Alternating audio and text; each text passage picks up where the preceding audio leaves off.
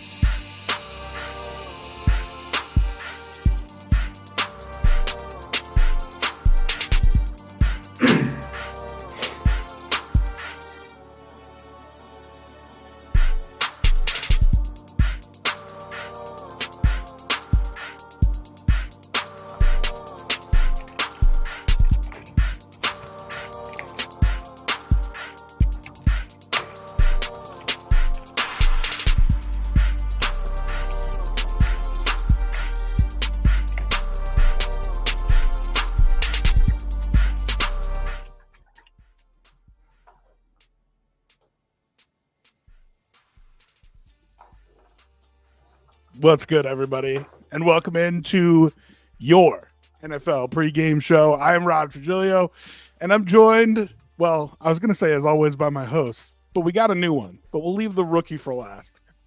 I'm joined by the venerable, you know he's for the girls, Sterling. What's good, brother? Hey, welcome back to another happy Sunday morning. Listen, dude, this is America's pastime now. Me and Rob, and now we got our boy, the trifecta Dave, in here. So it's so our pastime that people were talking noise about you when you weren't even here. That's how much it's our pastime right now. That means they love me. They love me. Is that what it means? Well, I like to think so. It's positive energy around here. Oh, it was positive energy. That's not what you were texting me. No, never. I mean, it's all. It has to be different than the real. Rainbows and butterflies. You know, it has to be different, right? I have to present well, but be a total degenerate behind closed doors. And we're joined this year. He's gonna be joining us throughout the year. You can just tell him to suck less if you want. If you look at his little Twitter handle right there. And I guess if Sturls is for the girls, I mean, he's here for the boys. It's David. What's good, man? No Diddy. No Diddy. Yeah, no Diddy. Yeah, no, I don't know about all that, but thank you, gentlemen, for having me on. No, for the fellas, for the dudes. David, what's good, man? I'm a dude's dude, but not that kind of dude. Well, you know, I'm sure they like the beer. Man. Listen, if anything to get them to watch, man. Anything to get them to watch. You know what I mean? They needed somebody handsome on here. I get it. Yes. Rookie taking a couple shots. Okay. All right. We see. I mean, we didn't do any initiation. We didn't do any hazing. We were pretty nice to you. Mm-hmm. But, you know, if I need to start making you carry my shoulder pads out of here, we can do that. So that's fair. Take you out for the rookie meal. All right. So we call this your NFL pregame show. You know, I spent some time trying to think up a new name for it and decided against it because the reason I started calling it your NFL pregame show is because we want to answer any questions you have. That means if you have questions about your fantasy team, drop them in the chat. We'll answer them. If you got questions about a bet you got coming up, throw it in the chat. And, you know, we'll bring up some stupid meme questions and we'll just have a good time. You know what I mean? So it is your NFL pregame show. We build it around you guys. And we'll go through every game every week. And some of us will bet every game every week with you as we sit here and talk about it.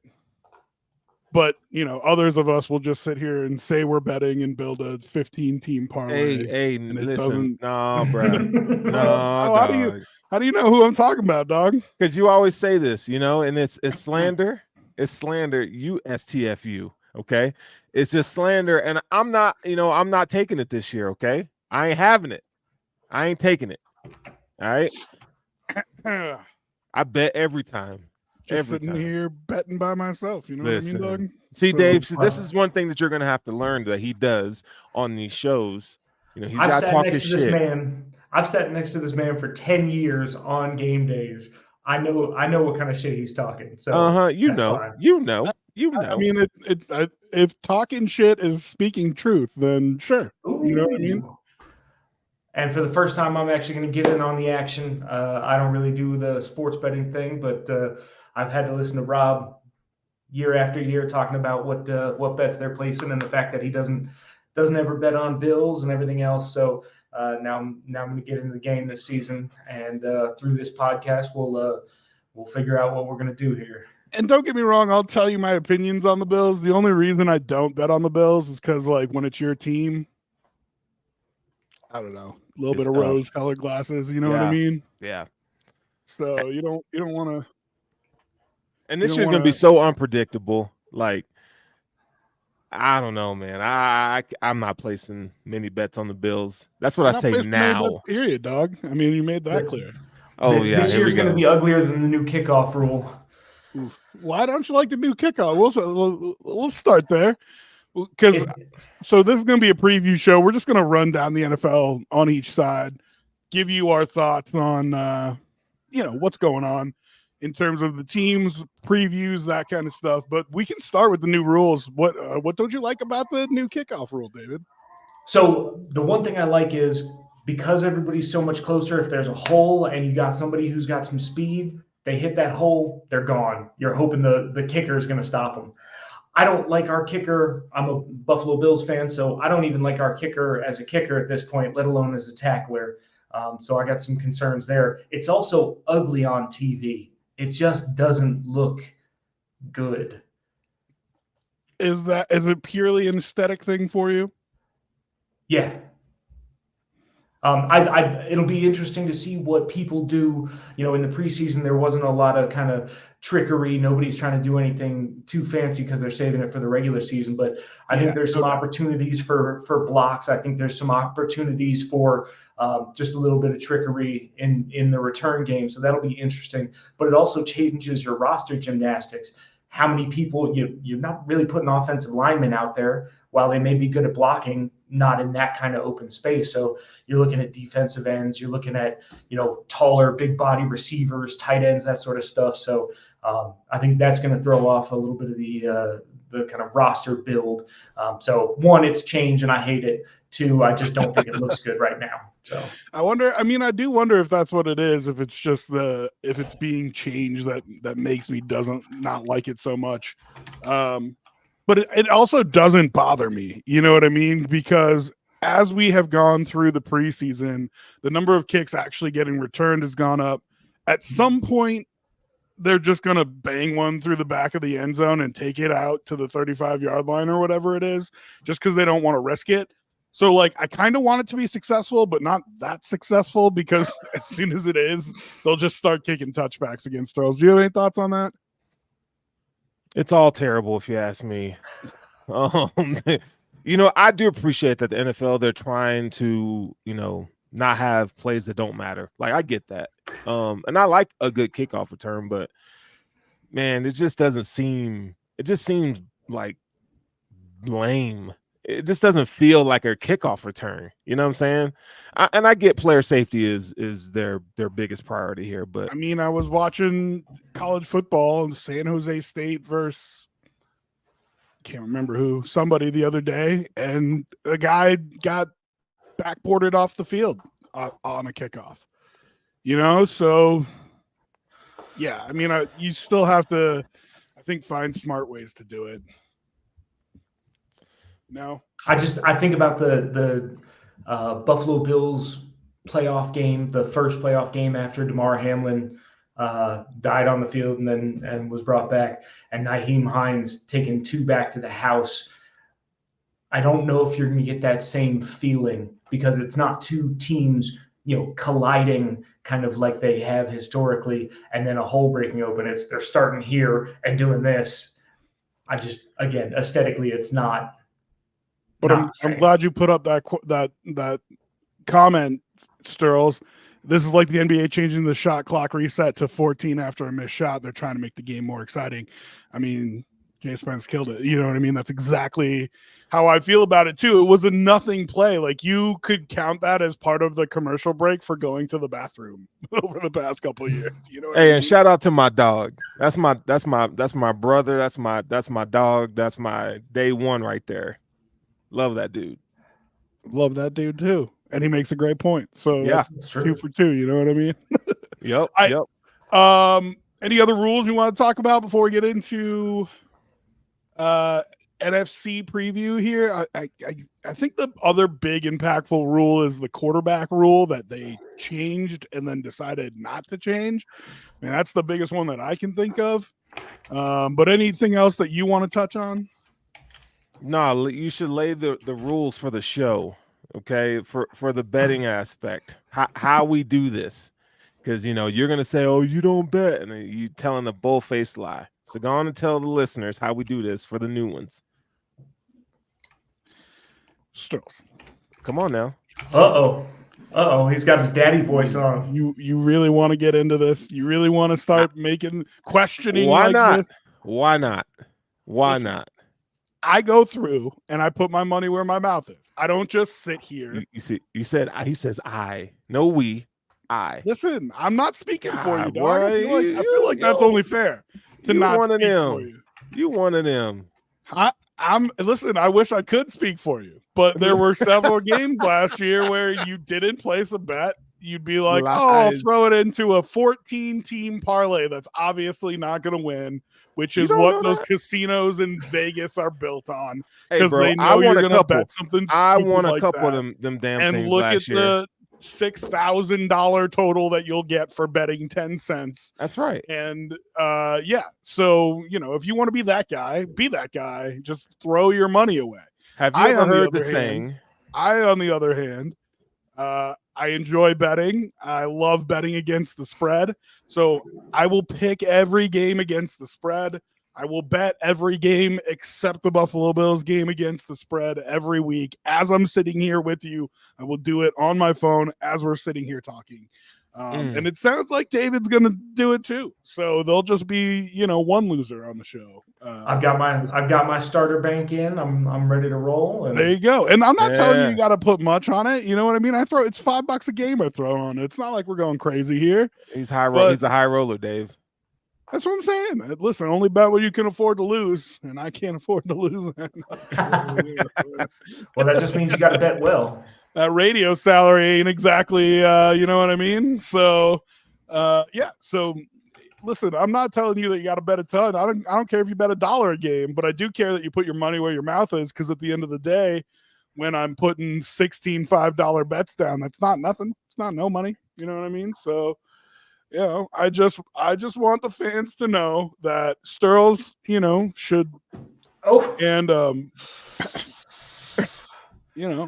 and then I'll be putting my money where my mouth is, unlike some other people. Yeah. Whatever.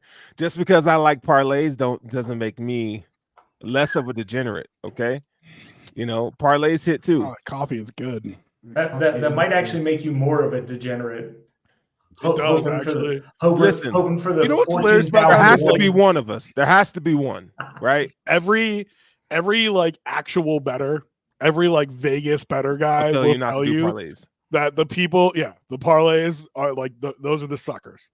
Those like you are just. I mean, if you want to build like a 2-leg or 3-leg parlay, okay. And that's what I do. I do like five games. Get that. Dude, the videos are on demand. Like I can pull them up. He can't. He can't. You He's got receipts. Listen, it's a variety pack, Dave. It's a variety pack. All right. Hey. There's multiple ways to skin a cat. Okay. They're not all the same. All right. Is that it? Is that all we got?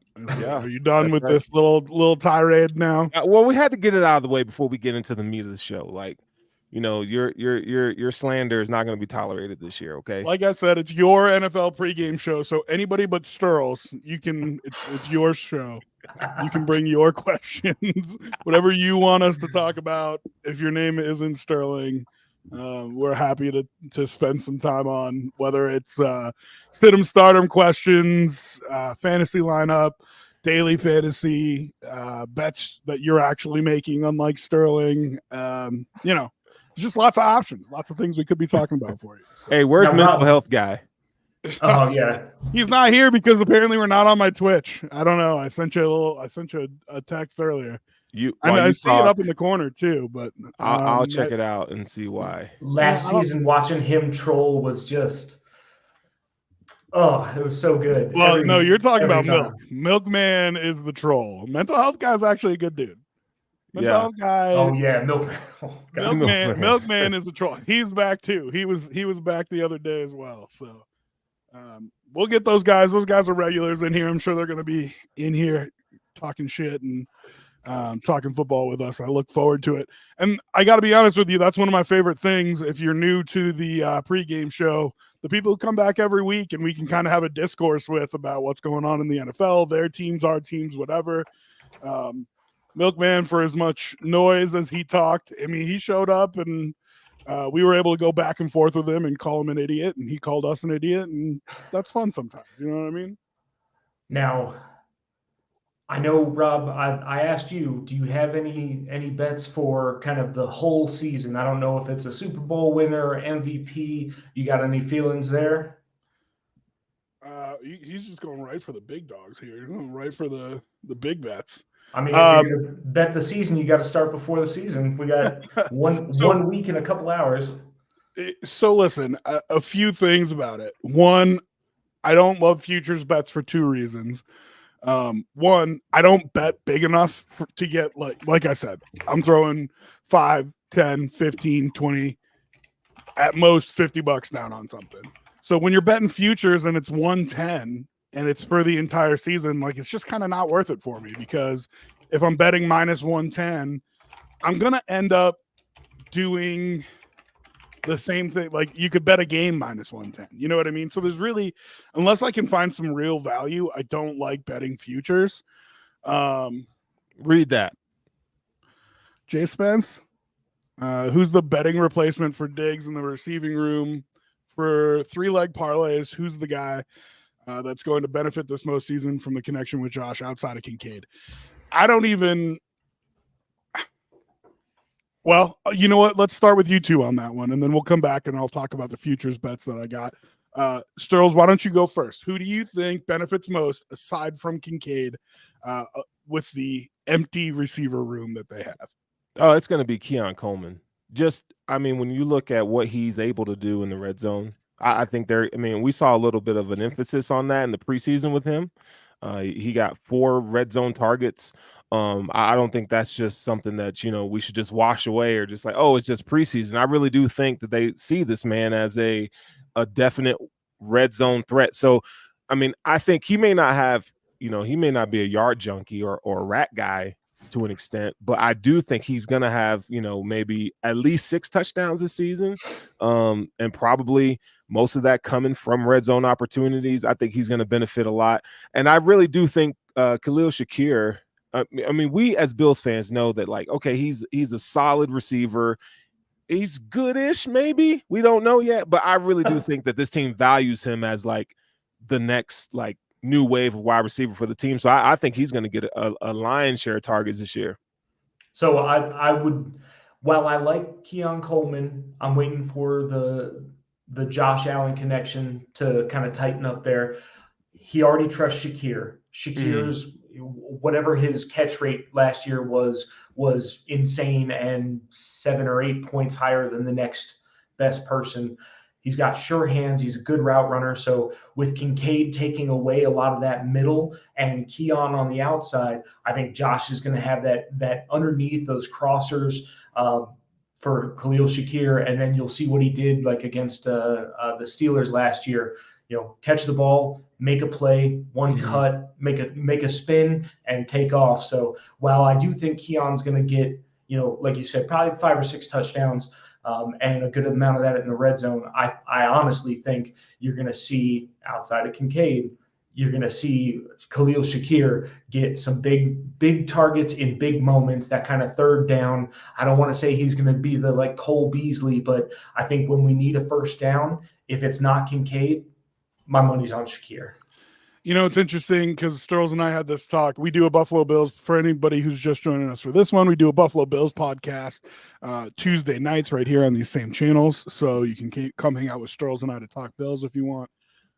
But, you know, I was talking with Sterls about it. The biggest problem that they have is they built it from the inside out, and it's easier to cover guys on the inside. You can double them, you can bracket them. There's more options that you have, while still not hurting the way that you play defense. And so I feel like, yes, Kincaid is going to benefit. Yes, Shakir is going to benefit, but also they're going to be the focus of the defense. One thing that they tried to do last year that wasn't entirely effective, and then there were injuries, was running 2 tight end sets. And when you talk about guys that Josh Allen trusts, Dawson Knox is the name, right? Like, of everybody, of all the pass catchers, even as much as he might have a thing with Kincaid, even as much as he might have a thing with Shakir now, who is his pass catcher that he trusts number one more than everybody else? It's Dawson Knox. Because they've done it before for years. But that's only when they have 2 tight ends on the field. So you've already taken that percentage down. I think Shakir's going to be on the field a lot. And don't get me wrong, I don't think he like leads them in receiving or anything like that. But if you're talking about a hidden name that benefits from the current situation, I think 2 of your top 3 pass catchers are going to be tight ends. And what's going to happen is defenses are going to put either their best cover, whether it's a linebacker or a safety, whoever their best tight end cover is going to be with Kincaid. And then your best slot guy is going to be with Shakir. So what does that leave Dawson Knox? AJ Klein, right? Like, you know what I mean? He's going to get the AJ Klein on every defense. And on 3rd and, 4 or something like that, it's going to be Knox that he finds. And same thing with Cook coming out of the backfield. I just don't think he trusts Cook that much. I really got to be honest. But it's going to be Knox that he finds with a favorable matchup. And if you're reading the defense and not just saying, this is my guy, I'm going to take a shot with my guy, it's Dawson Knox. He's going to get a favorable matchup every time he's on the field. And Josh already trusts him. So, but if Knox is the 3rd or 4th read, is Josh going to have time to get to that? That's not what quarterbacks are thinking, though. You know what I mean? That's because you got to think Josh has been around for long enough that, yes, he's an instinctual guy. Yes, he will go through the progression. But as these quarterbacks get more advanced in age, once they read the defense and they know what the matchups are, man, zone, whatever, here's who's going to be on who, they skip the progression. He's not reading it 1, 2, 3. That's what the rookie quarterback does. And the play is designed for him to read it 1, 2, 3. When Allen gets up there and he realizes that it's Knox versus a slow linebacker, that becomes progression number 1. You know what I mean? Fair. Like that turns into the first guy that he's looking at, knowing that that's the matchup that he wants to attack. So, and you know, because you've seen it. You've seen Tom Brady or Peyton Manning just like the backup replacement corner who's in and just go after him again and again and again. Well, guess what? That guy's not the first read in the progression every time. You know what I mean? But they're going after him. So yeah, I think that's what the situation knocks. Real quick. So just pulling up some stats here.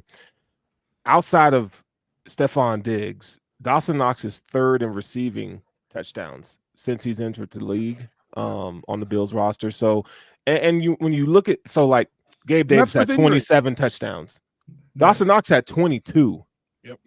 And so if you didn't know that, you would think, oh yeah, Gabe probably had way more touchdowns than Dawson Knox, but that's not the case. Yeah. So Rob, you do have a really valid and good point here that I really do think, and we don't know like what it would have looked like last year because Dawson Knox had a broken wrist. Right. So had he not had the broken wrist before the season, we were thinking, okay, this guy's going to have a big year. I also think that Dorsey wasn't the best at sure. deploying it. I got to be honest with you. So look at what Spence said. He thinks it's going to be Curtis Samuel. That's not the one I was Turf toe? Hold on. Let me put up the right quote. There it is. Yeah, listen, I think there's room for Curtis Samuel to be really good. But which John Brown are you talking about, right? Because I don't necessarily disagree with the take, but if you're talking about what was that, 2019 John Brown? Okay. Are you talking about what was that, 2021 or 21 or whatever? Yeah. John Brown, like, you know what I mean? Don't get me wrong. I love Curtis Samuel. I love his speed. I like what he can do when he's on the field. We saw some screen passes in the preseason. What I wouldn't give to have an effective screen game as a Buffalo Bills fan, like seeing other teams run it so well and us just going, all right, screen pass, 2-yard loss. Cool. The biggest problem with screen passes is, I hate to be super negative here. And I don't want to spend the whole time talking about Buffalo Bills, so I'll say this quick and then we'll get your guys' last take and then we'll move on, because we are still going to do an AFC preview. We are talking about the whole league here, so just very quickly, the Bills right now don't have a great blocking wide receiver. And for as much as everybody on the fan base was done with Gabe Davis, whether it was because he was getting paid too much or because you just didn't like him, like some guys on this podcast that are wearing an Atlanta Braves hat. However you felt about Gabe Davis, he was a blocker, dude. He was a good blocker. And part of the reason that you can't get that screen game working is you need at least one good wide receiver to block the closest corner to make sure that you're able to get the bubble screen or the tunnel screen or whatever. And it doesn't get blown up right away. It's why when Tim Patrick became available, I said, listen, if you're going to run bigger sets, you're going to run, quick passes to Cook, tunnel screens, whatever. You want a guy like Tim Patrick in there who's going to block a safety for you. I don't know that they have that guy. Matt Collins? I think he could do that. I mean, I don't think he's bad at it. He's not as good as Gabe was at it. Do you think he's as good as Gabe was at it, Sterles? I think so. I think he brings a more physical attitude toward blocking. Not that Gabe didn't. I just think he's a more dominating run blocker or screen blocker, however you want to look at this, than Gabe Davis. I don't know. I think that's why they brought him in, the leadership aspect and the fact that he blocks. And I think they're envisioning Keon Coleman to have a similar role to Gabe Davis. So they're going to be asking him from day one to fill that role and to do that. So we'll see. I don't think he's got the physicality at the line, but that's me. Yeah, I think at the catch point, sure, he's aggressive. He goes up. He's got good body control, but he got worked by some preseason cornerbacks at the line. Dude, I'm gonna tell you this, and I'm not gonna be, and we can move on after this. But from the film that I watched of Keon Coleman in college, the man can block and he's physical, and he did it in preseason too. I'm just telling you. I'm just telling you how the Bills see him. It is the mindset, and you okay? Hold on. You mean to tell me, wouldn't you rather have a dude from the bayou coming out there and blocking folks? Like Keon is that boy from the streets. He's from the jungle. Okay, he is going to come out there and do what he's asked to do. Like I have no qualms about his work ethic. He is going to give it all when it comes to run blocking. You making me think about Tom Segura talking about Cajuns and how we need to build a wall. Right. That's right. Give me Keon on that from the bayou, baby. That boy gonna be all right. He gonna kill it. All right, we're all Bills fans here, so I don't want to get too into the Bills because we'll just talk about it all day. But let's move on. Again, this is your NFL pregame show, so appreciate the question from Jay Spence. If you guys have any questions about the entire NFL, feel free to drop them in, and we'll talk about it for a minute. But until we get those, let's start with our NFC preview. Figure we start on the more interesting side of things or the less interesting side of things. Whoa. The whole NFC is trash. What are we talking about here? We're going to talk about the Falcons. That's what I'm saying. Like, we're going to talk about the Saints. And listen, it's tempting to just go like San Francisco 49ers. Done. Exactly. Philadelphia Eagles. Okay. But hold on. But let's really talk about that. And we can start in the NFC West. Let's start with the San Francisco 49ers, because even though they have dominated this conference over the past 2 years, they have had contractual issues through the beginning of camp here. And yes, we're talking Brandon Ayuk, But more importantly to me, talking about Trent Williams, that it still isn't figured out.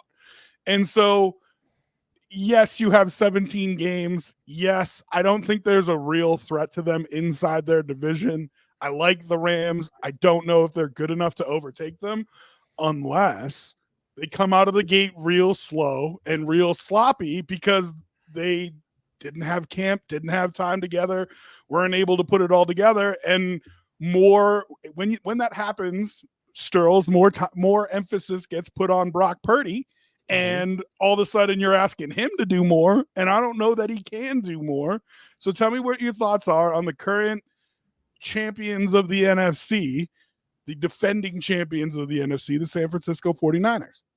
Well, first of all, shout out and condolences to Ricky Pearsall, who was shot in the chest yesterday. And all reports were that he is. So the first report was that he was stable. And then you saw some stuff from like Debo and stuff that said that he's okay. Yeah. I don't know if he'll be playing football, but he's at least alive, and that's what we care about, right. You know what I mean? To be shot in the chest and to get up and walk. I mean, that's just like, but yeah, so pretty Ricky, get well, man. Good call. I do think, I mean, when you look at the NFC and the 49ers, I mean, it's hard not to like them. And I know, we're not big Brock Purdy fans, but he is in the perfect situation with the perfect coach and the weapons galore. The weapons. So you don't need him. I mean, I know, you would like to have your quarterback to be able to take over and win games, but for him, he's so insulated with talent. You don't need him to do anything that he's not asked to do. But unless Ayuk isn't playing and Trent Williams isn't playing. And then then all of a sudden you are asking him to do a whole lot more. I mean, you listen, dog, you're just gonna have to just give it to C-Mac and just let him do his thing. But yeah, again, there's enough talent there, even without Ayuk.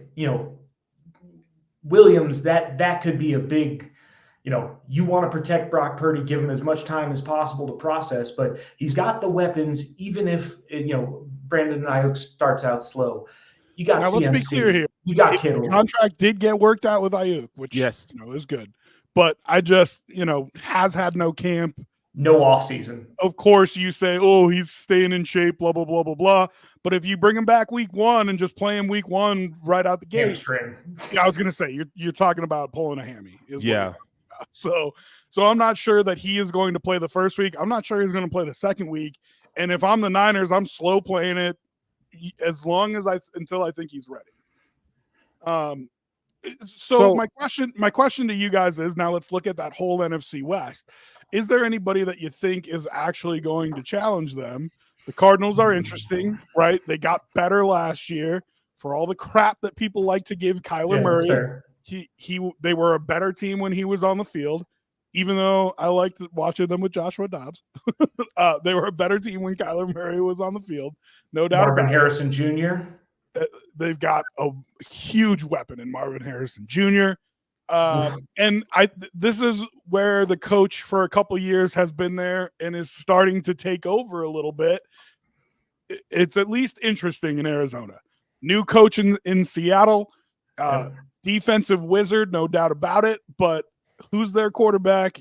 Geno Smith probably playing, but Sam Howell had a great preseason. So if Geno pukes on himself, then you wonder if Sam Howell's going to get some playing time there. And then, of course, there's always this looming feeling of the Rams because they play nobody in the preseason and you have no idea how good they really are. And Sean McVay is a witch. And so you just try to figure out what they are. And with a old heady vet like Matthew Stafford in the fold, then what do you guys think of the hold on. Mental health guy has entered the chat. Yeah, mental health guy in the chat. We already talked about your mental health guy. We already talked about you, and whatever you got to say to Sterls, now is the time. Get it out, bro, because I'm coming for you. Yeah, of course I'm going to defend Kyler Murray. He was a number one overall pick. He's incredibly talented. He takes a lot of heat. Listen, is he going to be great? I have no idea. Is he worth the contract that they signed him? No. But that's the going rate. That was the price. They signed him. And there was no doubt they were better on the – everybody forgets that they started that season, that last season with Cliff Kingsbury, like 8-0. second to last season with Cliff Kingsbury. They started at 8-0. They won the division that year. Like, everybody seems to forget that. Like, really, really fucking conveniently, everybody forgets that he has been a successful quarterback in the NFL before. That doesn't mean he's going to be great. But yeah, I think Kyler Murray takes more arrows than he needs to. Man, but can we park it on the Rams for a minute? Because I feel like I don't feel like we're disrespecting them, but I do feel like there's more to be said about the Rams. I mean, Matthew Stafford, you mentioned, he's healthy, right? I think he's gonna have a big year. Kyron Williams coming into another season, and then you got Cooper Kupp and Puka Nacua healthy. Yeah, dude, I just think that's going to be deadly. And then on the defensive side, they got Cameron Curl. They got a rookie and Jared Verse. I mean, that was one of the things last year that they have Aaron they got Donald. Trey White. They don't have Aaron Donald. No, they don't. They don't, and that's okay. Like, you can't replace him. But I'm saying, what I'm trying to say is that they're going to be better than a lot of people think. Just because, like you mentioned, Sean McVay, he's a witch. He's something. He's great, is what he is. This team will be able to compete, and not to mention you're in the NFC, so you're going to have. I think they're a 10-win team. Here's real quickly before we get your thoughts, David. Let's dissect what the first thing that you said a little bit, Matt Stafford. Because when we're talking about NFC quarterbacks, let's be completely honest. Take the AFC quarterbacks out of it. Who's the best quarterback in the NFC? It might be an old ass Matt Stafford. And you can throw Jalen Hurts out there, and you can. I know. Don't say Dak. Don't say it. There. Hey, but Dak's out there. I mean, he's at least the top 10 quarterback. Like, there's no question about that.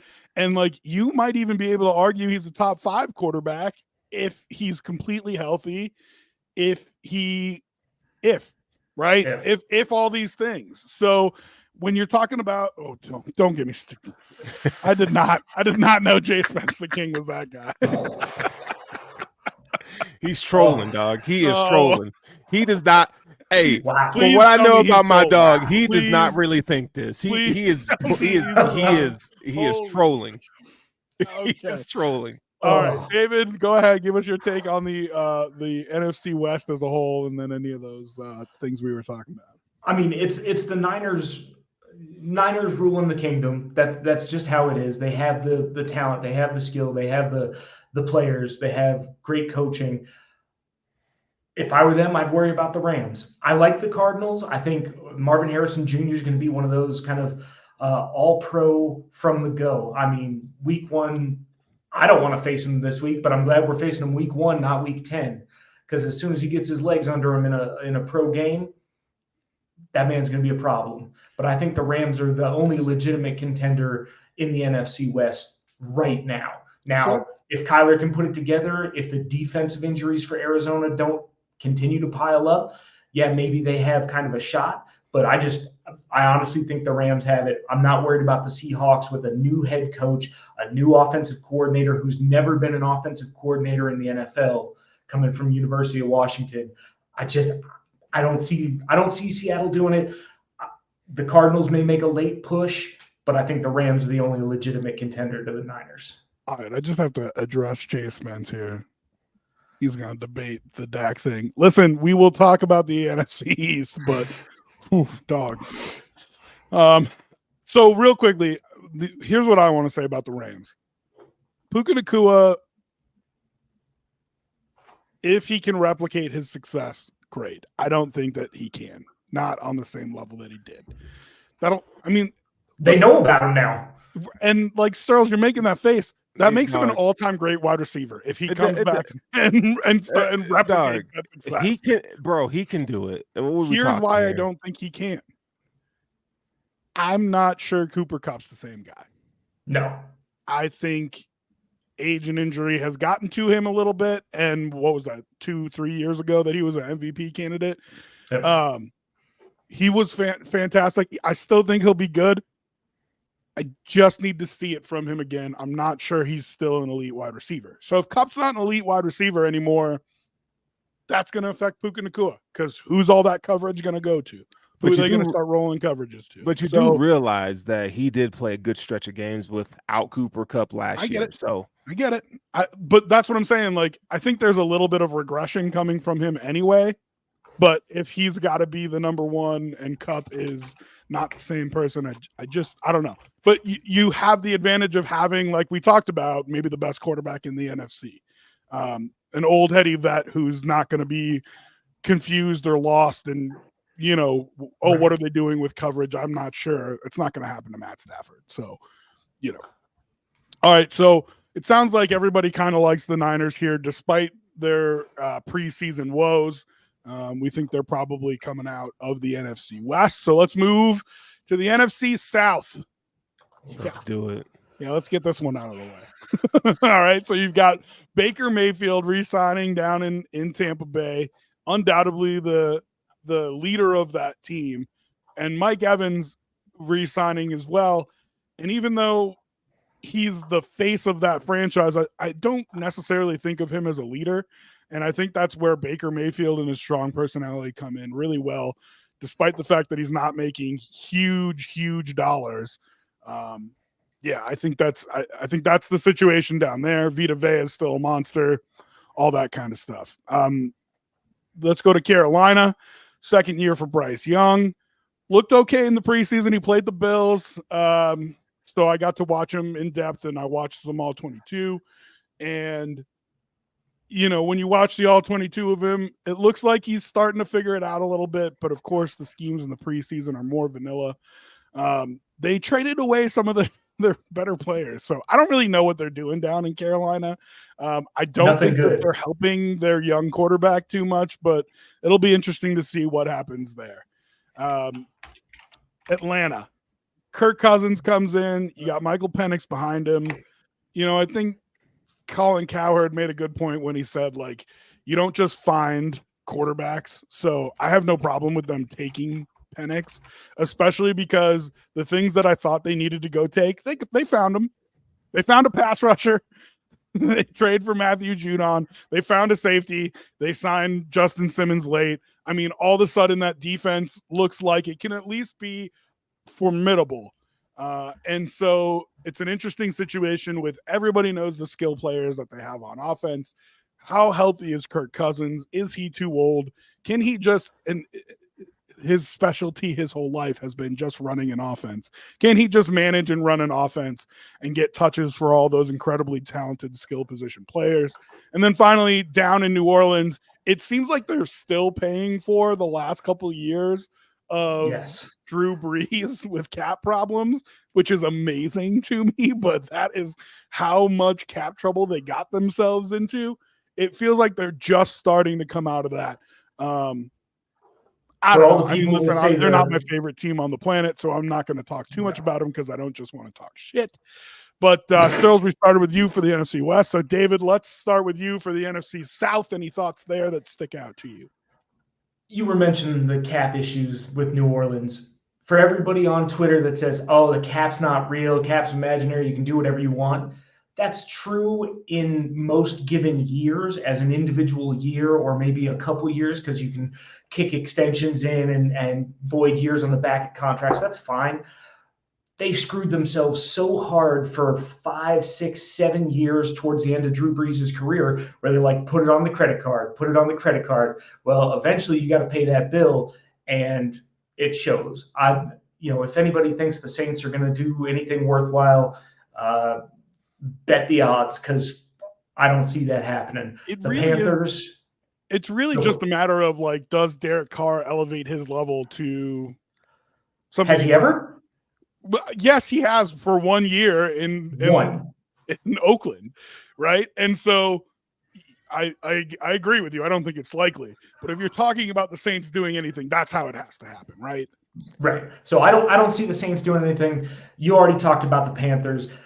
Sure, Bryce Young, 5'10", he looked like he's putting it together a little bit, but I just don't see the vision. 5'10" quarterbacks, though. I mean, let's not be two of them.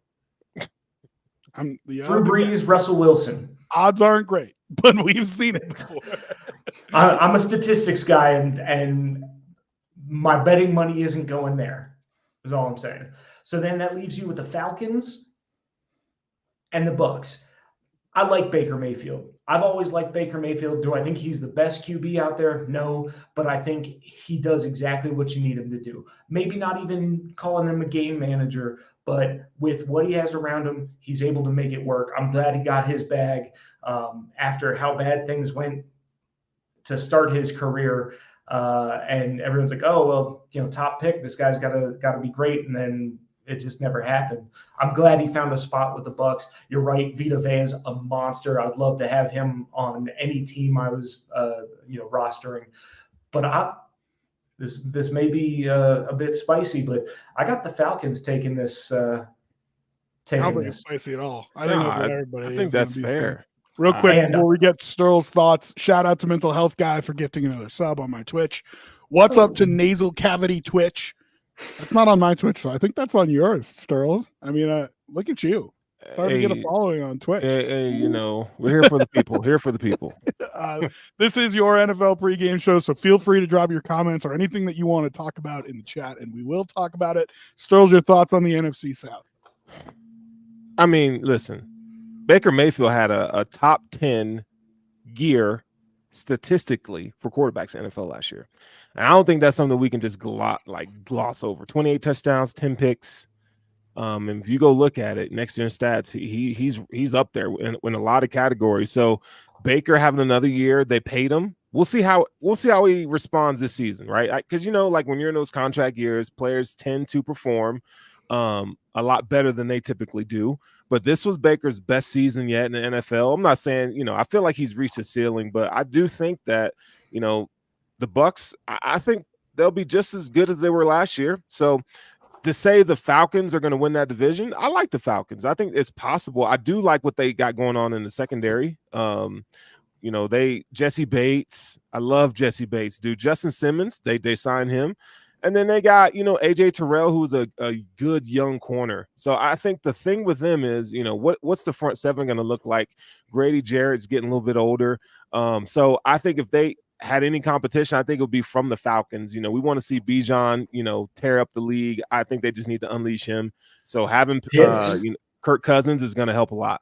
And I do like Judon both as a pass rusher and a run stopper. Like he's not a slouch when it comes to the run game.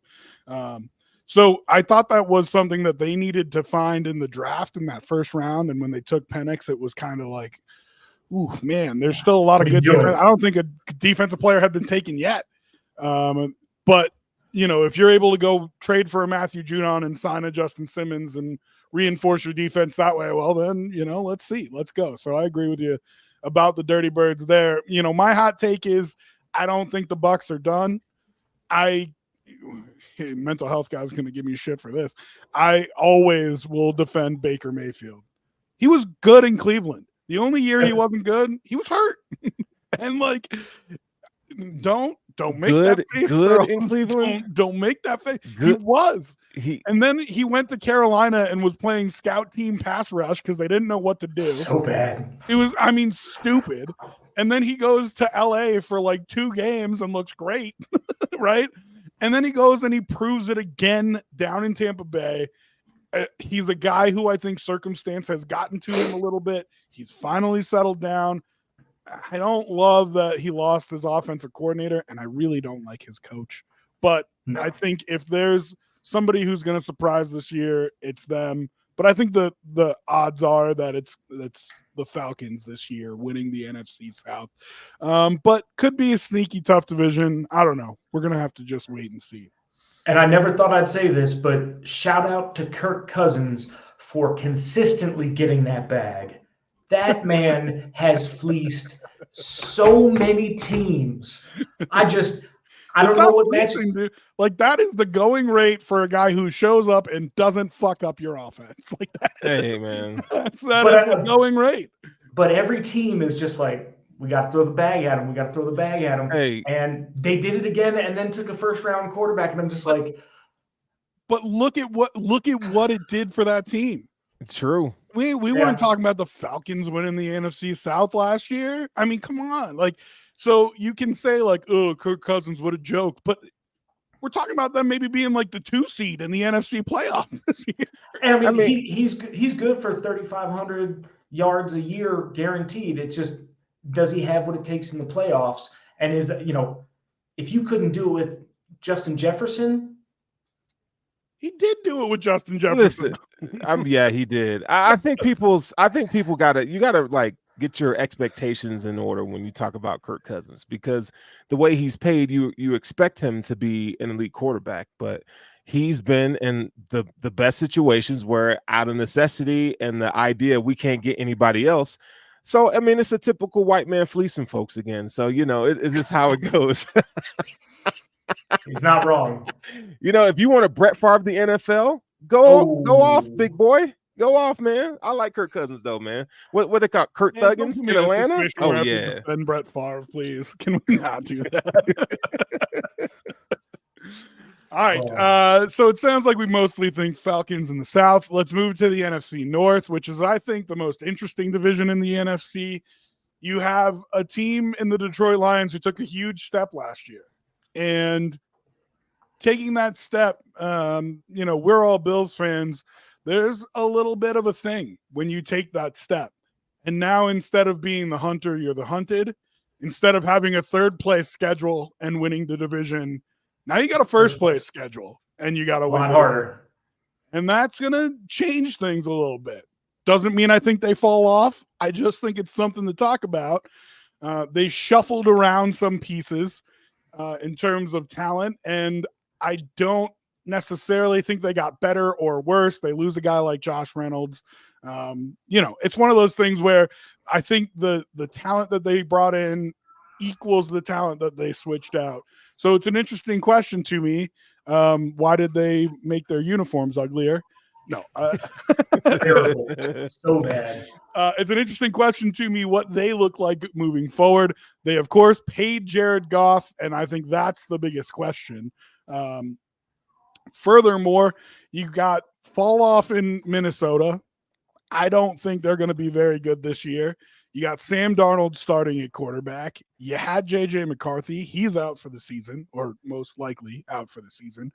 I think Justin Jefferson, who just got paid, is going to think to himself, maybe next year. Maybe I wait till J.J. McCarthy is good to go before I worry about how hard I'm going to go at this thing.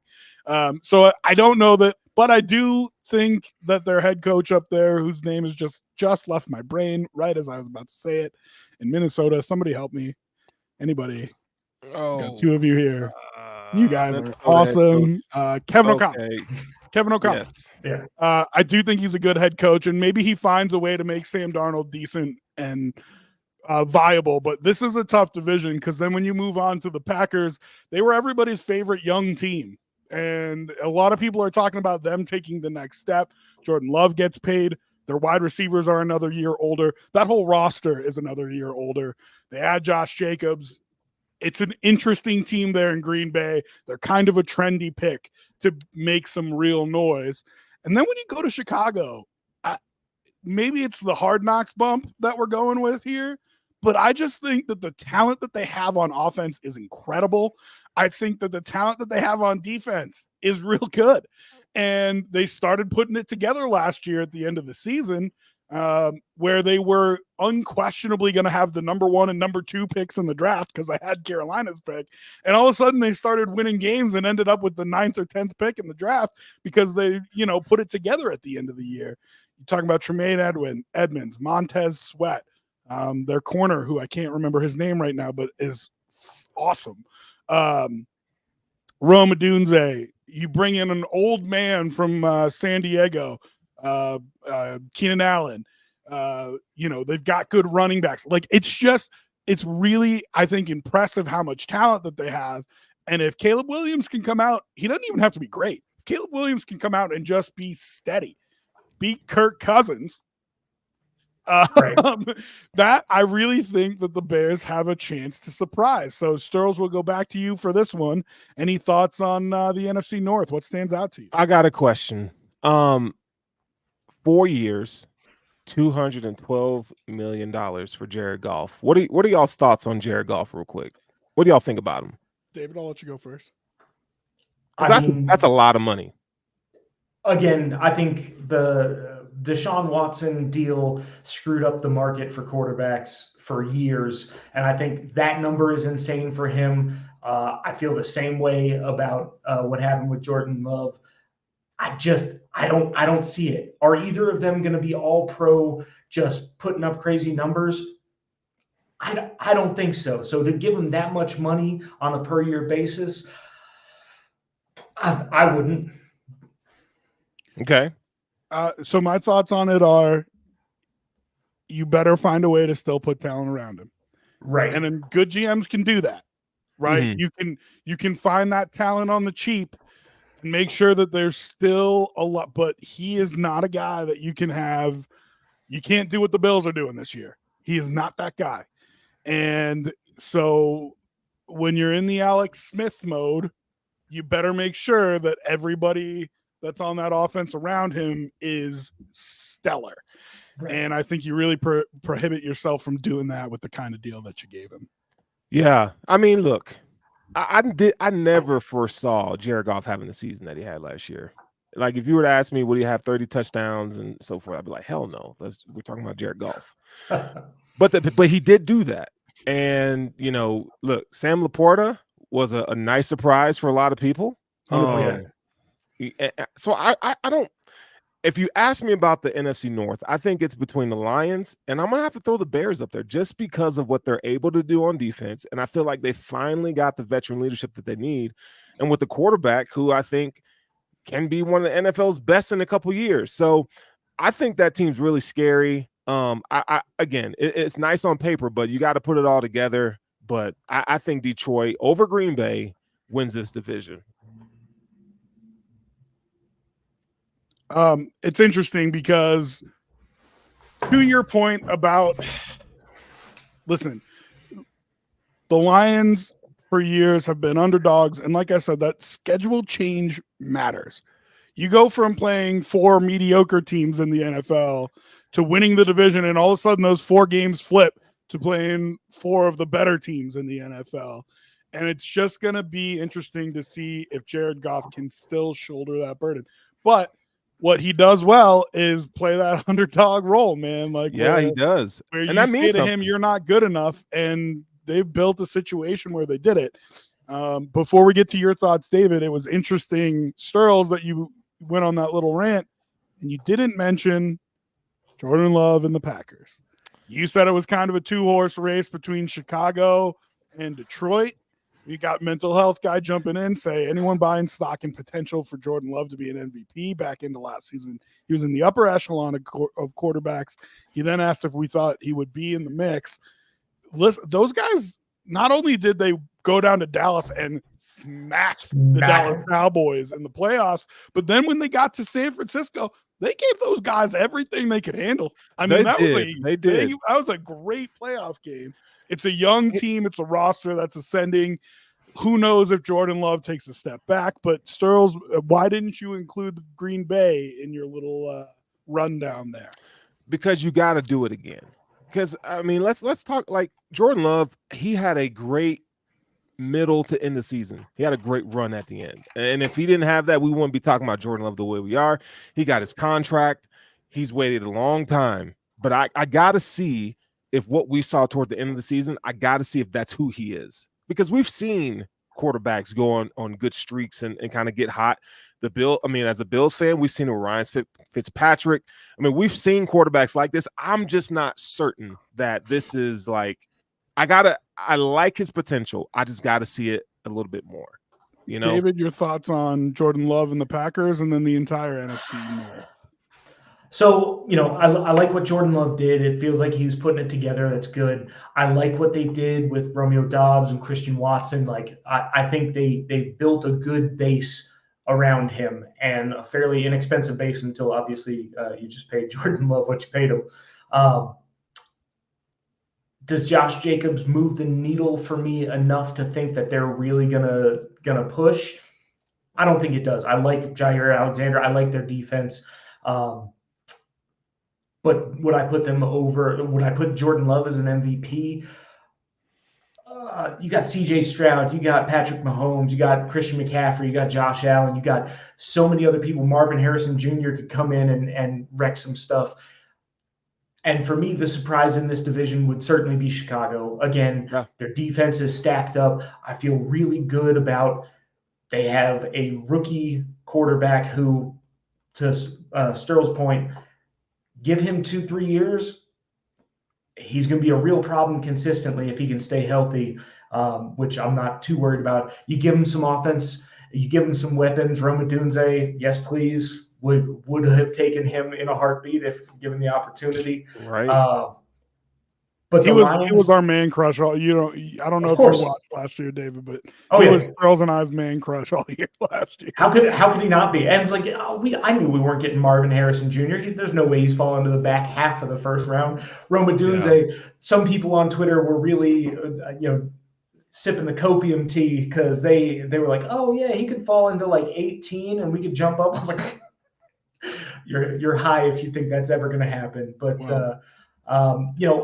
the Packers, I like what they did. Young nucleus, I think they're building together, which is good.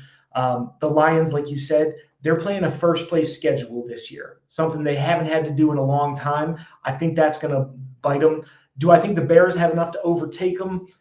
No, but could I see them in the 2 spot? Sure. Packers, I think, have a decent schedule. It's not going to be the worst thing, but I still have the Lions. I like what their offense is doing.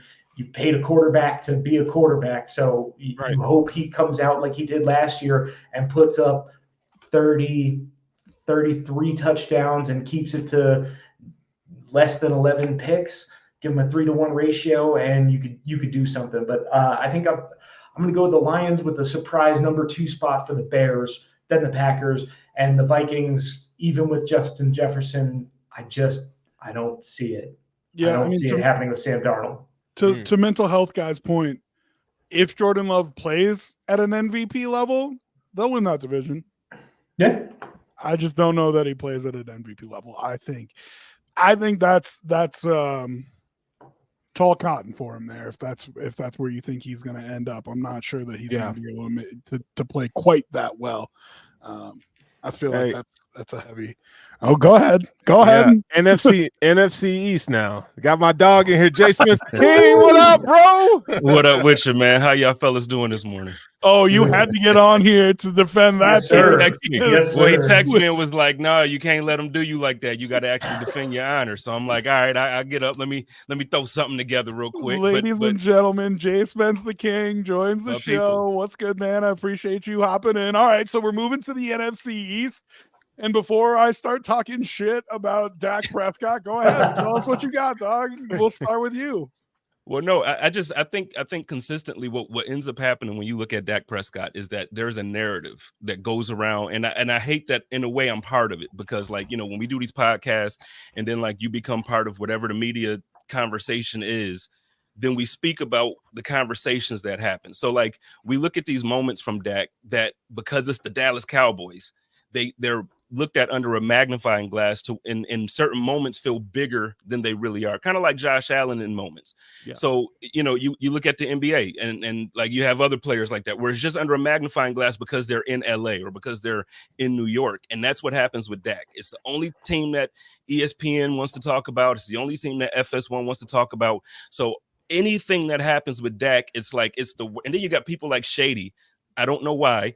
Publicly coming out like just bashing this guy, and so it just drives this narrative that he's not good. But if you look throughout his career, since he's been a starting quarterback, he's been top 7 in every top statistical category for a quarterback. When he's been healthy, his team has been top 3 in offense every season. He's been an MVP candidate. He's efficient. I don't know what you want from the guy. He leads the top offense when he's injured. Yeah, they still win games because they have talent, but the offense is completely stifled and it looks completely different. He's always efficient. So I really don't understand the hate that Dak Prescott gets. And then, you know, we'll look at guys like Jalen Hurts, and he'll get all the praise. But to me, he's the running back that people think Lamar Jackson is. I love it. And that's just me. I mean, no, it's you're not. I'm not saying you're off base there. It was just a hot take from you there. Let's start with Dak though, because I do want to ask you. Yeah. So, I mean, listen, we're all wearing Bills gear here. You know what I mean? So, I know you guys know the pain of having to defend Josh Allen for not having gotten it done in the playoffs, right? And it's a fight we have to make all the time. But when we do that, we sit there and we point out the defense, we point out the coaching decisions, we point out dropped passes, so on and so forth. I think the reason that Dak gets the hate that he gets, did you see the score of that playoff game last year? You know what I mean? And that's fair. That's 100% fair. But then my question to you, performed in the biggest moments, despite the fact that, yeah, he has put up numbers that would make him one of the top quarterbacks in the NFL. So, you know, what do your thoughts on that? Where we're talking about, is he Kirk Cousins? Is he Alex Smith? Right? Like where he's just putting up numbers, and do you really believe that he can get you all the way there? Is the question. Well, so my question to you is this: it really depends on how you personally evaluate quarterback play and how you look at team wins, and where you attribute, like how much of that success you attribute to the quarterback versus the team.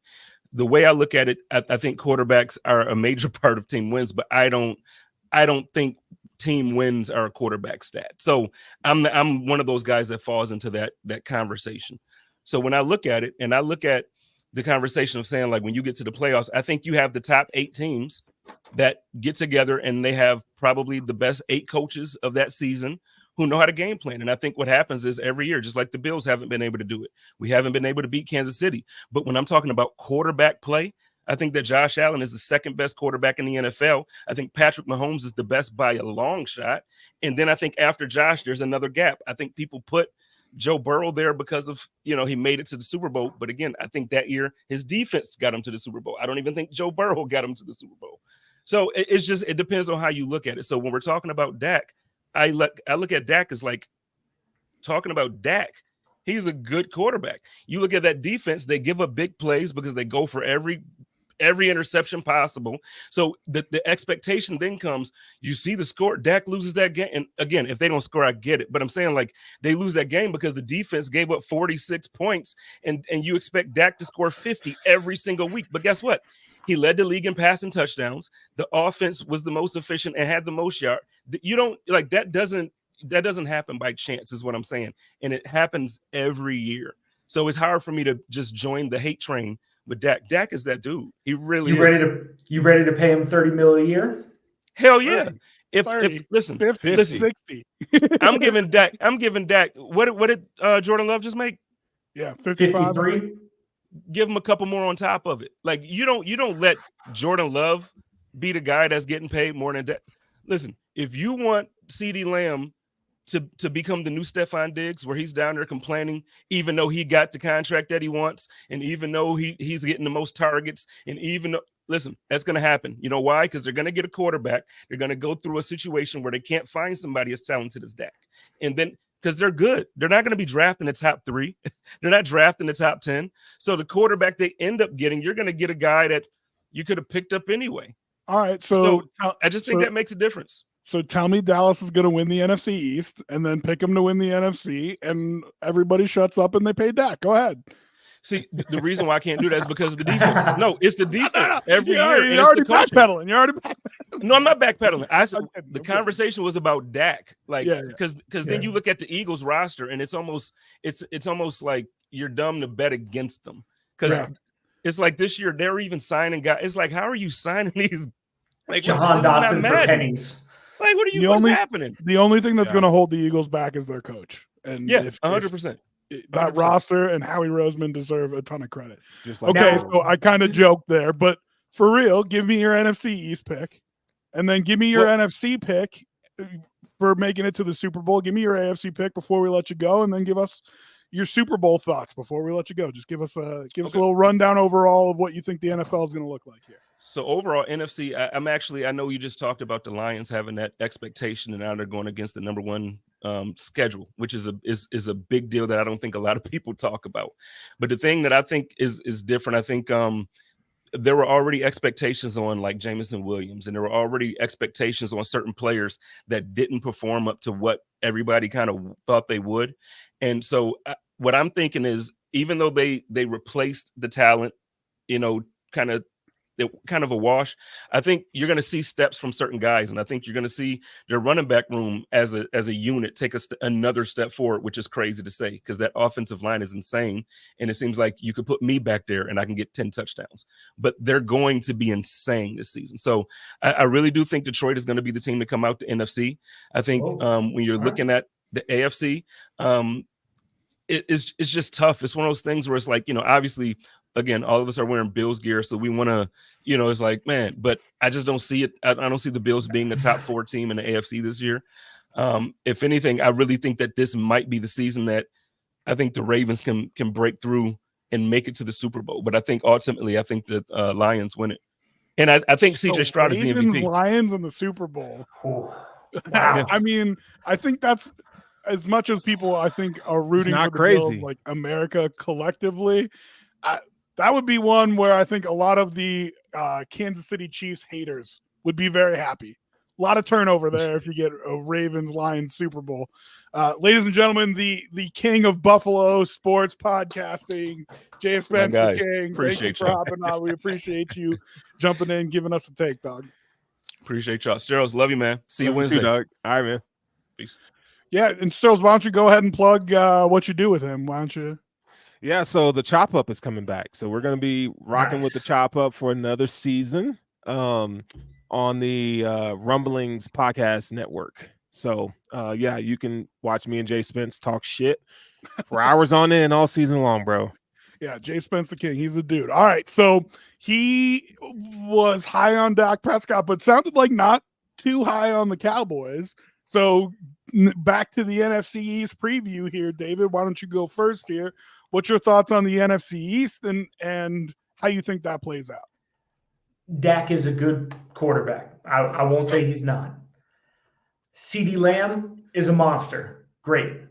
Brandon Cooks is your number 2 receiver. Does that move the needle for you against the Eagles? It's good. Who's their running back? A familiar name. Rico Dowdle. I was thinking Zeke. Ezekiel Elliott back. What's his name went down there? Dalvin Cook. Hey, by the way, he just signed. Washed. Yeah. So does that move the offensive needle for you?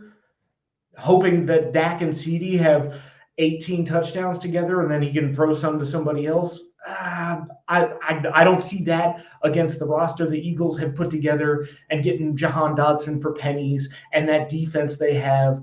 Like Washington, I like some of the moves they made, but they're 2, maybe 3 years away from really doing anything. And the Giants, you paid Daniel Jones. You already screwed up. You know you messed up, and I don't see them putting it together there. Sterls, your thoughts on the NFC East? Well, Dave gave him a little reference. You done effed up, Ron. I hate the Eagles. I just do. So I'm not going to give them any love at all. And I hope they crash and burn this season. I really do want to talk about the Commanders, though. I just love a team that drafts a young quarterback and the excitement that all that brings. And, Jalen Daniels, I mean, dude, I think he'll be pretty good. I think it'll be pretty good, man. And it's, the Commanders are one of those franchises that like you want to see them do good because they've been bad for so long. You know what I mean? So, I grew up in the DC area, so I don't actually feel that way about them. I do. They got new ownership now. I do. So yeah. I want to see them succeed. I think the NFL will have a better brand if the Commanders are pretty good. Now pretty good for them this year is probably give me 6 or 7 wins for them. I think that would be pretty good. This is a brand new team basically, right? And so I think if Jalen Daniels is in conversations for Rookie of the Year, just say Sterls told you so. That's all I got to say. But the Cowboys, I mean, this is the Cowboys division, I believe. I think they, you know, at the end of the day, they'll overcome the Eagles. And it comes down to what we really think of Dak in the playoffs. That playoff game, he was 41-60, 403 yards, and he had some critical INTs that really just kind of put them to bed. But, you know, again, this is a Dak Prescott contract year. So let's see how he performs, because he's going to be looking for the bag next season. So if they get the best version of Dak, you got Trayvon Diggs back at cornerback. I really do think the Cowboys can be a 12-13 win team, 13-win team this season. So yeah, I don't think it's going to be close. Now is Diggs ready? Is Diggs ready to play? Because that injury was pretty gnarly looking. Reports say he's ready to play. We'll see, right? Like Von Miller ready to play, or I don't know. He's a lot younger than Von, so we'll see. That's fair. Calm down, would you? All right. So here's the thing. If we're talking Cowboys, the not talked about most important thing for the Cowboys over the past decade has been how good their offensive line has been. They have had one of the best, if not the best, offensive line in football for 10 years. And it's been slowly degrading and getting a little bit worse and a little bit worse and a little bit worse and a little bit worse. And the question is, can that offensive line still play at that elite level? Or are they going to start slipping off the edge? Because I think that's what has made Dak Prescott I don't want to say has made Dak Prescott so good. That makes it sound bad. Enhanced. I think that's been a big contributing factor to his success. And if he's got to make up for poor offensive line play and has a running game that, as we just mentioned, is Ezekiel Elliott and Dalvin Cook, it really could affect how many games that they win, because that's going to be asking a lot of the guy. Even if you think he's good, even if you're Jay Spence and you think he's that good, I think that's still going to be asking a lot of that guy if the run game is shite and your second wide receiver is Brandon Cooks and your offensive line is degrading. And I just think it's going to be a heavy lift for him no matter what. So you going Eagles? So I was going Eagles anyway. Oh, okay. I don't like the head coach, but I don't hate him as much as everybody else does. I do think if they don't have success, it is 100% on him. Yeah, because that roster, is stacked. Oh my God! I mean, I just like go through in your head all the different positions. They are absolutely loaded. I mean, just on offense, wide receivers. Jahan Dotson's their third, fourth, fifth guy. You know what I mean? Like. And then, hey, by the way, we signed Saquon Barkley. Who forgot about that? Oh, my God. Which, in the long run, that Saquon Barkley deal, maybe by the third year of the contract, doesn't look great. But, hey, guess what? Right now? Yeah, like he's going to be freaking monster. And so, Jalen Hurts, to me, doesn't have to be great. Jalen Hurts has to be Kirk Cousins level play. You know what I mean? Right. Because that roster is that loaded. I don't know what happened to them at the end of last year. Yeah. And I think it's worth talking about what happened to the Eagles at the end of last year, because they couldn't win to save their life. I mean, it was easy money for me the whole second half of the season when I finally just accepted that they were just going to lose every game, and they lost their way into a wild card spot, and then they lost the wild card playoff game, and it wasn't – I have no idea what happened to that team at the end of last year. But if they can shake that off, now, same problem there, right? You lose Jason Kelce. Does your offensive line play start degrading? I think they've done a good job of preparing for that, knowing that he was going to leave eventually. So I what like about tight end for them. I think the Commanders are fun. I think that's a conversation maybe for next year in terms of if they actually compete or not. And the Giants, I love Dabes. I am a Brian Dable guy all the way. I just think that they placed a losing bet when they said we're gonna roll with Daniel Jones this year. And to be honest with you, it was a real interesting offseason Hard Knocks to watch, because you could tell they did not feel it. They weren't. It was not something that they wanted to do. But Oh, here he is. Listen, I'm just going to tell everybody who's new to the program here. Milkman is our channel troll. He loves to get in here. He's here almost more than anybody else. Maybe mental health guy here more than him. But he's here almost more than anybody else, and all he wants to do is try to make you angry and talk noise. He doesn't actually know anything about football. He's got awful football takes. My suggestion is just to ignore him. I'm the only one who I tell everybody, like, let me handle him, because if you all try to get into arguments with him, it'll be a whole thread and the whole thing. So, Milkman, we already talked about Brock Purdy sucking if Brandon Ayuk and Trent Williams are out. So now Ricky Pearsall's out. Hope he's healthy. Yeah, seriously. Now Ricky Pearsall's out. So yeah, easy talking noise over there from the Bay. Well, he's not actually from the Bay Area. He's like I said this the other day. He's like the 90s version of the Cowboys, Lakers, Yankees fan. You know what I mean? He's 49ers, Alabama Crimson Tide, and I bet if you asked him who his basketball team was, it's the Orlando Magic. You know what I mean? Like, roll Tide, baby, roll Tide. Yeah. So Rob, we've gone through the NFC. Yeah. You got a couple of teams with brand new coaches, and I dropped this in the chat. Spence had a take on it, but who do you think, NFC wise, with brand new coaches, has the best situation moving forward? You got Seattle with Mike McDonald, Carolina with Dave Canales, Atlanta with Raheem Morris, and Washington with Dan Quinn. I have always liked Raheem Morris a lot from my alma mater. But I just like the way that he conducts himself. I feel like I'm copping out on this answer because they're also the most talented team of the four you just named. You know what I mean? Based on what they put together. Now, I always caution people, winning the offseason doesn't mean you're winning a game. But I just like the dude. So, I'll say Atlanta. I'll say Raheem Morris. Why? Who do you think? Sterles, what do you got?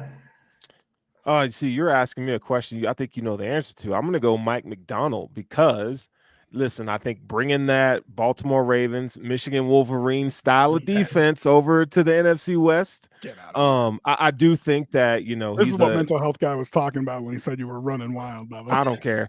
Listen, I'm not speaking anything crazy, but like the Harbaughs, the influence that they have, I think is pretty damn good. They got a great track record. So can he? It comes down to, can you get the quarterback position right? But we'll see what happens, man. But I like what Seattle's trying to build over there. I mean, they got two really stud young cornerbacks, right? Tyreek Woolen was amazing last year. So Devin Witherspoon, right? So I don't know, man. First-time offensive coordinator coming out of college doesn't scare you? Not when you have Kenneth Walker and DK Metcalf. Not as much. I think those guys had kind of calmed the storm. I think they made some really good efforts in trying to fix their offensive line and signing Connor Williams. I think that's going to help. So we'll see. Again, it's the NFC, so I think I think there's some room for error, right? A little bit of margin for error just in the NFC. So I mean, really, if you look at last year and the year before, we were like, and I think they overperformed. So let's see what happens this year. So, Rob, you're right. I think right now, Raheem Morris, I like as a coach, and he's walking into a situation with a very talented roster, at least on offense. I think they're doing some things on defense, but with the offensive talent, I think they're a great pick this year. But year 2, year 3, I actually got to go with Jay Spence on this. I think Washington is stepping into a situation where they got a young quarterback. They've got new ownership. They're really moving the entire team in a good direction. You're going to get a little bit of leeway.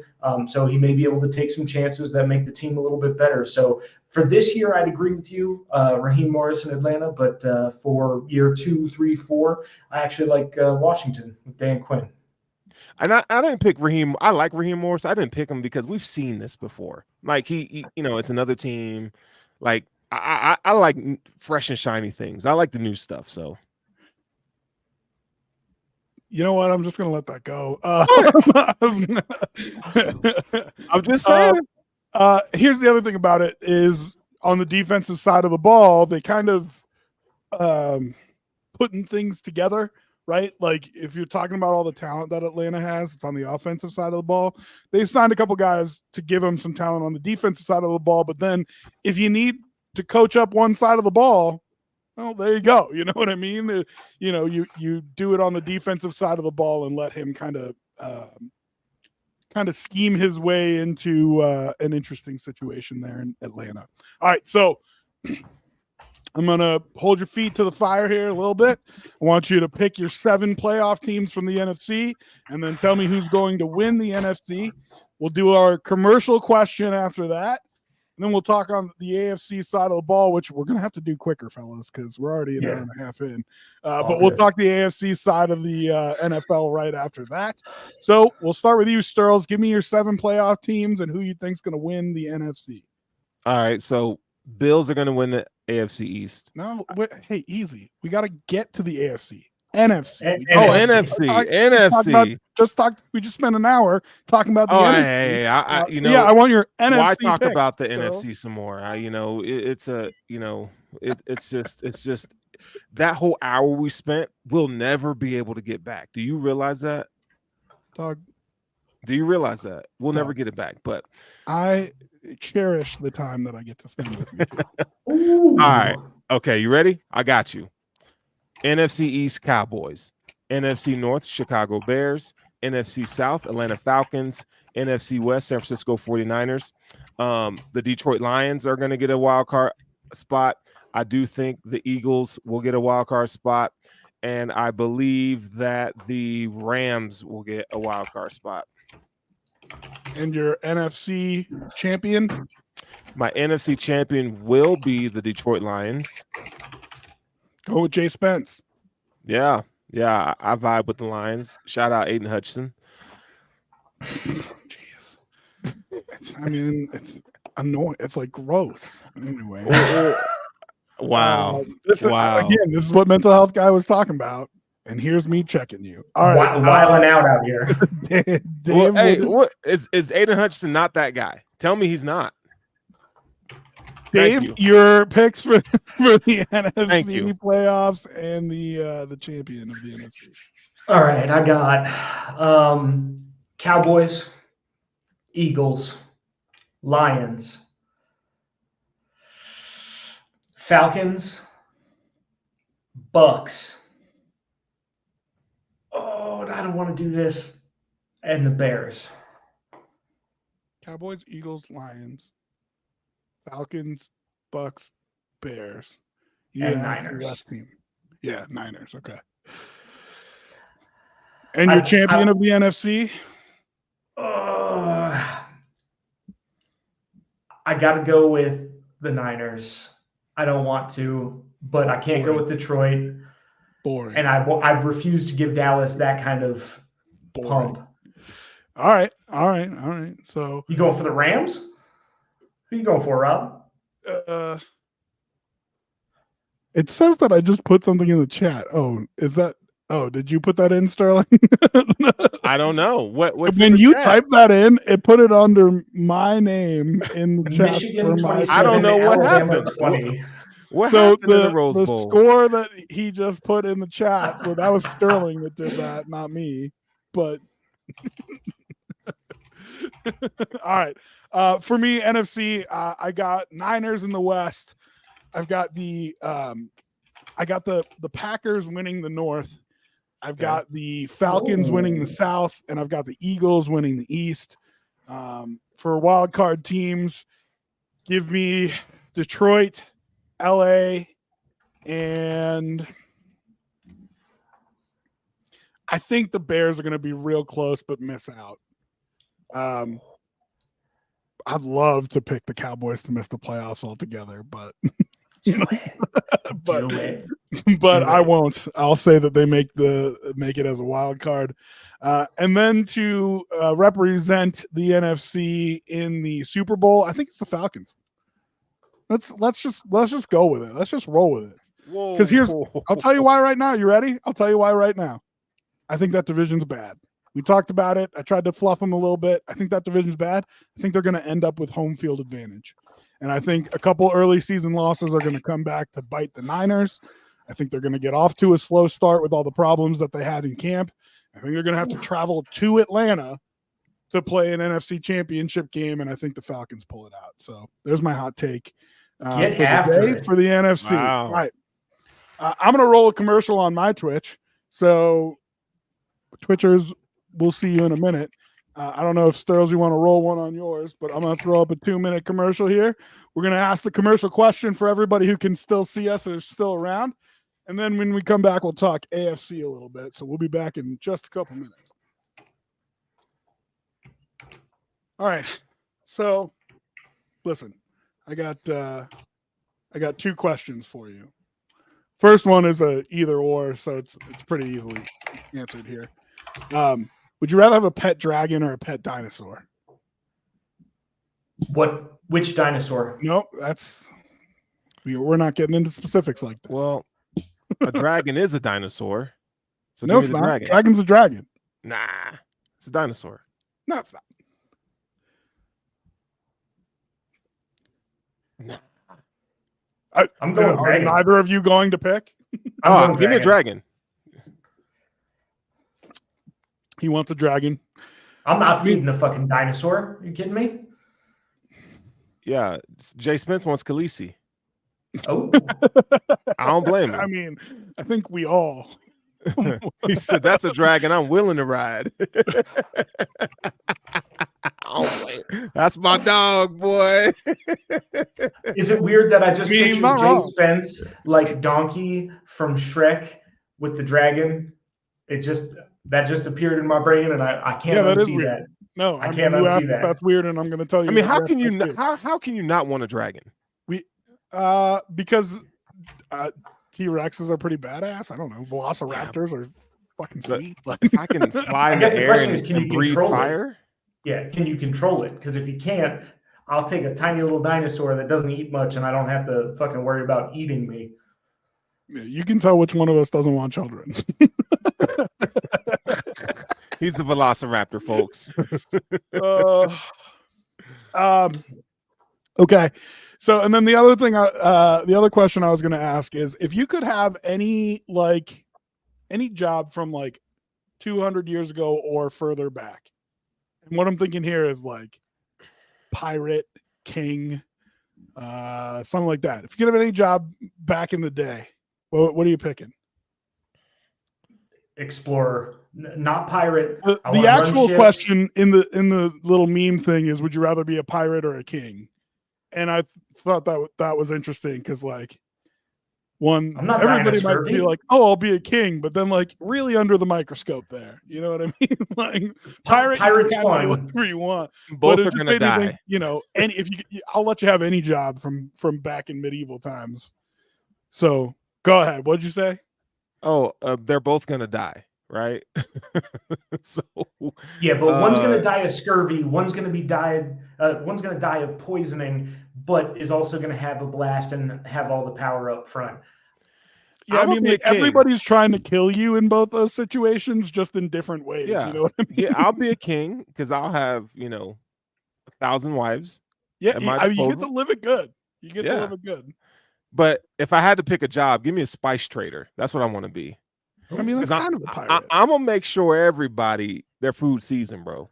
You know what I'm saying? Like I'm gonna have the goods. I'm be a spice trader, That is- Show up with raisins in the potato salad, and bruh. Sterl's just going, "Nah, we're not doing that today."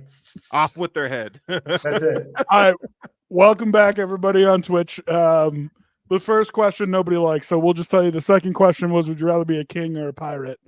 And Sterls wants to be a spice trader. And David, Yeah, explorer, maybe not spice trader. I don't want to actually work for it. I just want a king to pay me to go travel. So yeah, I mean, that's the thing about pirate, right? Like, you get to do whatever you want, go wherever you want to, whatever. And so even though the Mhm. king's got more power, more resources, more wives, whatever, right? Like, the pirate just gets to do whatever the hell he wants. You know what I mean? So it's at least something. All right. So that was our commercial question. Moving on now to the AFC. I'm going to tell you guys to keep it tight on this one because we are already an hour and a half in. So let's start with the AFC West, because I feel like that's the easiest question to answer of them all. Listen, I think the Broncos looked pretty good in camp. Is Bo Nix the guy? That's going to be the big question. He's looked good so far. I think Sean Payton's going to put him in situations that are advantageous for him to play well and look good. I think everybody forgets that they started 1-5 last year, and everyone's like, "Oh, they're garbage." And they did the same thing the Bears did. They put it together at the end of the season and almost made the playoffs. So maybe more talent on that Bronco roster than people want to give them credit for. The Raiders, I feel like, are a little bit rudderless here. I think their pick this year was to get a pick next year. And I don't necessarily hate that they're building their team before they bring in a quarterback, but their issue is they've got a ton of blue chip talent and not much else after that. That mid-level, they don't really have a ton of talent in the mid-level. Going with Garner Minshew as the starter, but you still have Devontae Adams, you still have Max Crosby. Can they make any kind of noise? Rebuild going on in LA with the Chargers. It's kind of surprising to me people don't really talk about it like that. It is a rebuild. I mean, they dumped a lot of talent. And so it's going to be interesting. They're going to obviously be rebuilt in the Michigan image, which is going to make Sterles happy and sad at the same time, as he lost his boy. It was the one thing that he just didn't want us to talk about last year, but it came to fruition. He ended up living in a mobile home by the beach for the Los Angeles Chargers. And then, of course, by the river. Of course, the back-to-back Super Bowl champions with the witch, Patrick Mahomes. Still a thing. Still a thing. So I don't feel like I got to say too much about that. Everybody knows who they are and what they're about. So we'll start with you here, David. Thoughts on the AFC West? I'm excited to see some turnaround with the Chargers. Honestly, you got a talented quarterback who has played through some injuries and has some talent. You got rid of a bunch of talent. You're bringing in a new coach. I don't expect a whole lot from them this year. The Raiders, you said rudderless. I can't think of a better term. They're out. They're in a boat with no paddles and just letting it happen. So nothing there. Denver, I know you follow them. I know you're intimately involved with people who are also intimately involved with the organization.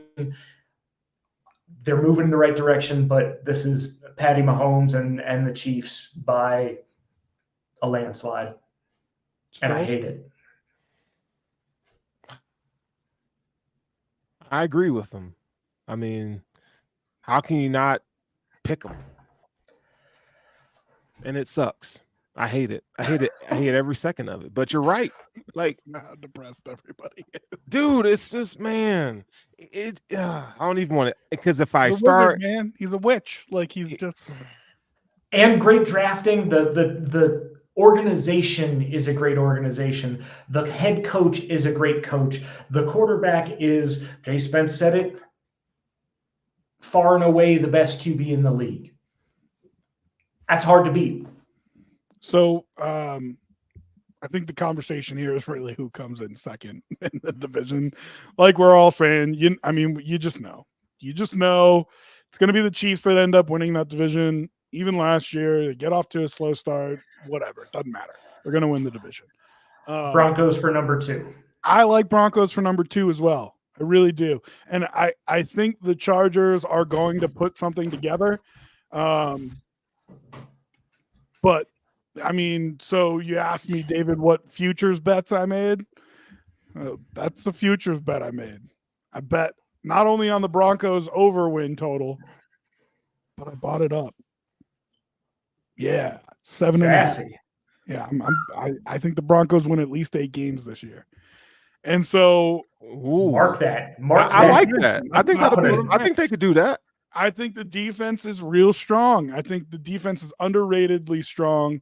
Pat Surtain's an all-world corner, man. There ain't no question about it.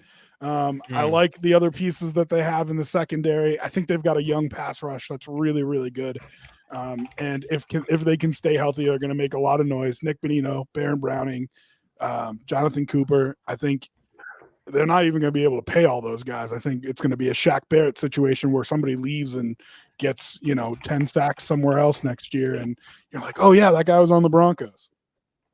I think the Raiders are just kind of a mess. And the Chargers, like I said, I think they're building, but they dumped a lot of talent, man. And I think before the year's out, they're going to trade Khalil Mack. And so we'll see. But the most boring division to talk about. Okay. The AFC South. Kind of an up and comer here. It was ended up being a real interesting division last year. CJ Stroud and the Houston Texans look like the team down there. I mean, if he plays like he played last year, he's the best quarterback in the division, no question. Right. But listen, there's a sophomore slump is a real thing for quarterbacks. They start to figure you out. They start to figure out what you're good at, what you're bad at, how to disguise for you, all that kind of stuff. So it's going to be interesting to see if CJ Stroud can repeat the kind of success that he had last year. One thing's for sure, they put a ton of talent around him, including Stephon Diggs. Tank Dell's back healthy. You know what I mean? Like, they are absolutely stacked. Anthony Richardson back for Indianapolis. Hey, those boys made a run at the AFC South title last year without him. If he can play, that'll be interesting. If he can't, Joe Flacco's behind him, and ain't nothing saying that he can't win the division at 100 years old, still in his prime. But they've got an interesting, or at least intriguing, roster in Indianapolis there. Everybody's sleeping on the Jaguars, I think. Trevor Lawrence is a legit QB. I think he's good. They've got some talent on that offense. It's finally just been calm for them for a couple of years here. If you look at how good that team was before Trevor Lawrence got hurt last year, and then what happened after Trevor Lawrence got hurt last year and tried to play through injury, that's when they fell off. That's when they ended up not even being in the conversation for the division. If they can replicate the success they had at the beginning of last season, could be a real good team. And who didn't I talk about yet? Texans. Yeah, we talked Jaguars, about the Texans, Jags, Colts, the Titans. Oh, well, that's why. There you go. Yeah. Mayo Man. There's a lot of Will Levis hype going on around, though. There is. That mayonnaise commercial was he great. won a couple games last year. They get rid of Derrick Henry, so you wonder, offensively, you going to put that much on Will Levis? I don't know. I mean, did you hear Jerry Sneed talk about what he's going to do to Stephon Diggs? No. Yeah, he was on a podcast, and he was basically saying Diggs don't want the smoke, and that they're going to be good. He's saying that Tennessee is going to be good. So I don't believe it. Now, I believe he can shut Diggs up because he did it with Buffalo. So it'd be nice to see Will Levis be good, though. Be nice. I think Will Levis is a bridge to a top 5. I agree. But it'd be nice. Especially in the AFC. I mean, it is just so stacked in the AFC. You're not talking about like, hey, if they get, you know what I compare them to? The Saints. I feel like they're a lot like the Saints. Like, it's, hey, it could be fun. Maybe they get a couple they're not supposed to. They're in the mix for a playoff berth. 8, 9, 10 wins, something like. Not in the AFC, dog. Not in the AFC. You better have a dude, and you better be ready to go. Otherwise, you're gonna get pounded into the ground. And I think Will Levis is a bridge to nowhere. The Titans are thoughts on the South. The Titans are a date you go on because you're lonely, not because you like them. Why you gotta be taking shots at me like that, dog? See, he had to personalize it, didn't he? Like, you see what he did there, Dave? I don't know why. I said Titans. This is about football. I don't know why we're doing that. He can't help himself. Give me your thoughts on the AFC South. Man, it's Houston's division. Just what they have on both sides of the ball is just amazing. Their wide receiver core is one of the best in the league. Will Anderson in another year right, with Daniil Hunter. I mean, that's a whew, golly. I think they're going to surprise a lot of people. Be better than what they were last year. Tennessee, I'm just not feeling it. I mean, you got to have a quarterback to compete, and I just don't think they have it. The Colts, Anthony Richardson, I'm kind of over him, to be honest. Look, you can have all the physical attributes in the world, but at some point, I know he was injured last year, but like, I got to see you be able to, go through a progression. I haven't seen that yet. So yeah. So does Joe Flacco play at some point this year? No, I think they have to keep him in. They got to keep Richardson in if he's healthy. I mean, the premium pick. You got to see. I was watching the Colts preseason game, and it was shocking to me how much discussion they had about how if Anthony Richardson struggles, that they believe that Joe Flacco might actually come in and play. No, thank you. And if they're having that conversation, to me, that's a nightmare scenario. That's if you're a fan of the Colts, that's the last thing you want to hear. Yeah. Like that means that your quarterback, he ain't doing shit. And God, you don't want to see it. You just don't want to see it, man. So I'm actually higher on the Colts than obviously Sterles is, but obviously that Texans team is well coached, well built. Getting rid of a quarterback who had issues and gaining draft picks and saving money has done that team some good. Texans, I think by a good margin. I don't dislike the Jags. I think they're going to do worse than expected this year. That's just me. Okay. I got the Colts coming in second in the AFC South. Did you make a pick, Sterles? I don't remember. Yeah, I picked Texans. Houston. Yeah, okay. I alluded to it. I'm taking the Jags. Because not only I think Trevor Lawrence is better than people think. I don't think he gets enough credit. But we talked about this with the Lions. Houston Texans went from a last place schedule and playing the NFC South to now having a first place schedule. And guess what that means? That means you get the Bills. That means you get the Ravens. Chiefs, right? That means you get the Ravens. And that's different than having to play the Raiders, Jets, and Patriots, Browns, and Brown. Right? You see what I'm saying? Like that is just that's a heavy lift there to wear the crown. So I don't necessarily think that the Texans are going to be awful, and I think CJ Stroud, I think he's going to be good. I just you struggle a little bit in your second year. Like I said, people figure you out a little bit. Jags are going to be playing a third place schedule. And I think they've got the guy at quarterback. I like Josh Allen a lot. Other Josh Allen, Joshua Allen something. He hyphenated his name now, so we stopped calling him Josh Allen. But I just think they got some good pieces. So I like the Jags there. And I still think the Texans can probably sneak into the playoffs. But in the AFC, man, if you don't win your division, it's going to be tough. That sneak is going to be tough. It's going to be a hard ball. AFC North, arguably the most loaded division in football. You have the two-time MVP in Lamar Jackson with the Ravens, who won the division last year. And okay, I mean, they're good. Don't get me wrong. But yeah, Derrick Henry, and like that's your big offseason acquisition. And there's just something about like the Harbaugh steady that you get, and it's with Jim or John, doesn't matter. That Harbaugh steady that you get where you just kind of expect them to be good. But Lamar stayed healthy all last season. Yeah, he did. He had a good season. Guess what the problems were the years before? He didn't stay healthy. Injuries, man. Yeah, so are we betting that happens 2 years in a row? I don't know. It's going to be interesting. Bengals are loaded, and how much longer they're loaded for, I don't know. It's starting. Pieces are starting to come off that ship because you're having to pay those pieces, right? And so you're losing guys to free agency. You got to hold in Jamar Chase.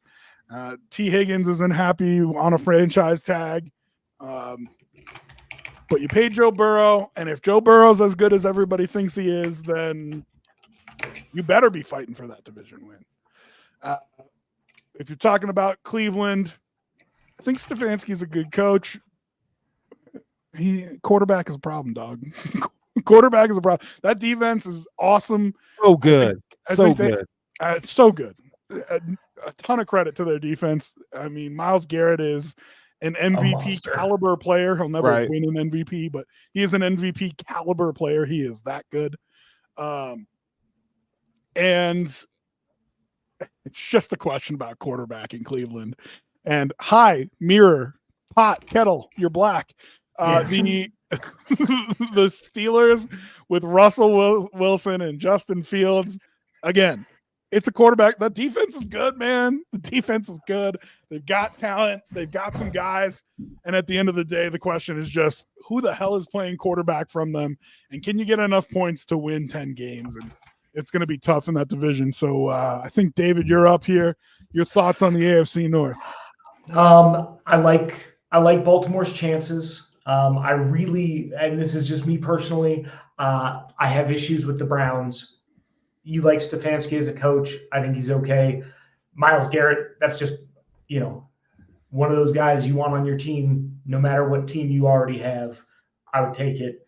The Steelers, they have some offense. That quarterback room doesn't do a whole lot for me, but that defense is money. I really think they may make a pretty good push. And the Bengals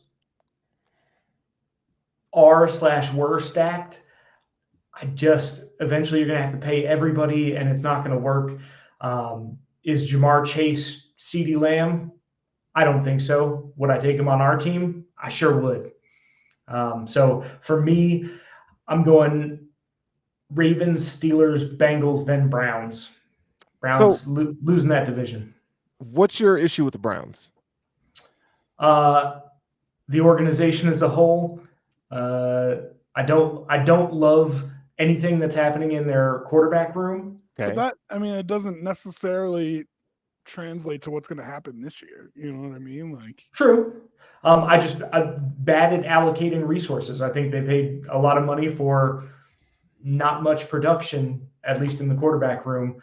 And for me, I like the defense. I don't love the defense. So for me, I think the Steelers defense, I would take over them. That's me personally. Bengals as an overall team, I would take over them. I don't know if I'm with that. I don't know if I like that. It's all right. Steelers defense better than the Browns defense. I'm just comparing them like notes to notes. Like, I think your blue chips are the same, right? Like TJ Watt to Myles Garrett. It's pretty close there. Right. But like Jason Owusu-Koramoah. Love him. Denzel Ward. You know what I mean? Like, who's the safety from your boys, Sturls? Who's the Michigan safety that I'm thinking of? That plays for Cleveland. No, you're thinking. Maybe I'm missing it. You're thinking of the Bengals. Okay, I'll look it up. But I just don't know. I feel like the Browns defense is significantly better than the Steelers. But it was an interesting question. That's why. Yeah, it really is. Just sit on it for a second and really. Dalvin Tomlinson, Zadarius Smith, JOK, Jordan Hicks, Devin Bush, Denzel Ward, Greg Newsome, Grant Delpit, Juan Thornhill. Okay. So Stills, your thoughts on the division? Man, I'm really intrigued by the Ravens. I want to see Lamar Jackson take that next step in terms of production in the playoffs. I think he's too good to be leaving when he does now. We all know that the NFL has a Chiefs problem, so I can't fault him too much there. But the Bengals, they got a lot of question marks this season in terms of like, who are they paying? When are they paying them? Because as you know, when you start paying a quarterback, $200 million, it's really hard to keep pieces around him. And Jamar Chase wants a new deal. He's got 2 years left on his contract. what's to make of T. Higgins? Now you don't have your stud running back that you've had for so many years, and he's gone. He went to Houston.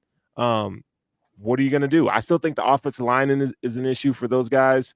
Defensively, they're fine, but they lost a big-time defensive tackle in DJ Reader. And then, you have the Browns. Ken Dorsey's the offensive coordinator.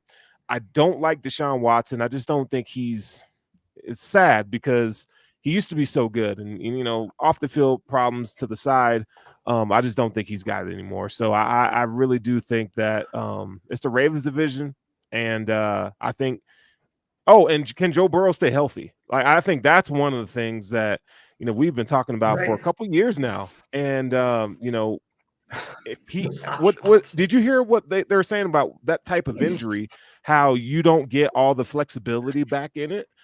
This may or may not be the case for Joe Burrow, but I think it's something to monitor. Is he gonna, in terms of him releasing the football, is that going to change his accuracy? There's a lot of question marks that I have and that I need to see from Joe Burrow. So, yeah, that's my take on it. Shout out to Star Show. One question. Thanks for hopping in. One question. Go ahead. Is 3,700 yards and 24 touchdowns MVP caliber? Oh, let's not. We'll spend all day. It's what the league gave to him. And they gave him. They also named him the top quarterback in the top 100.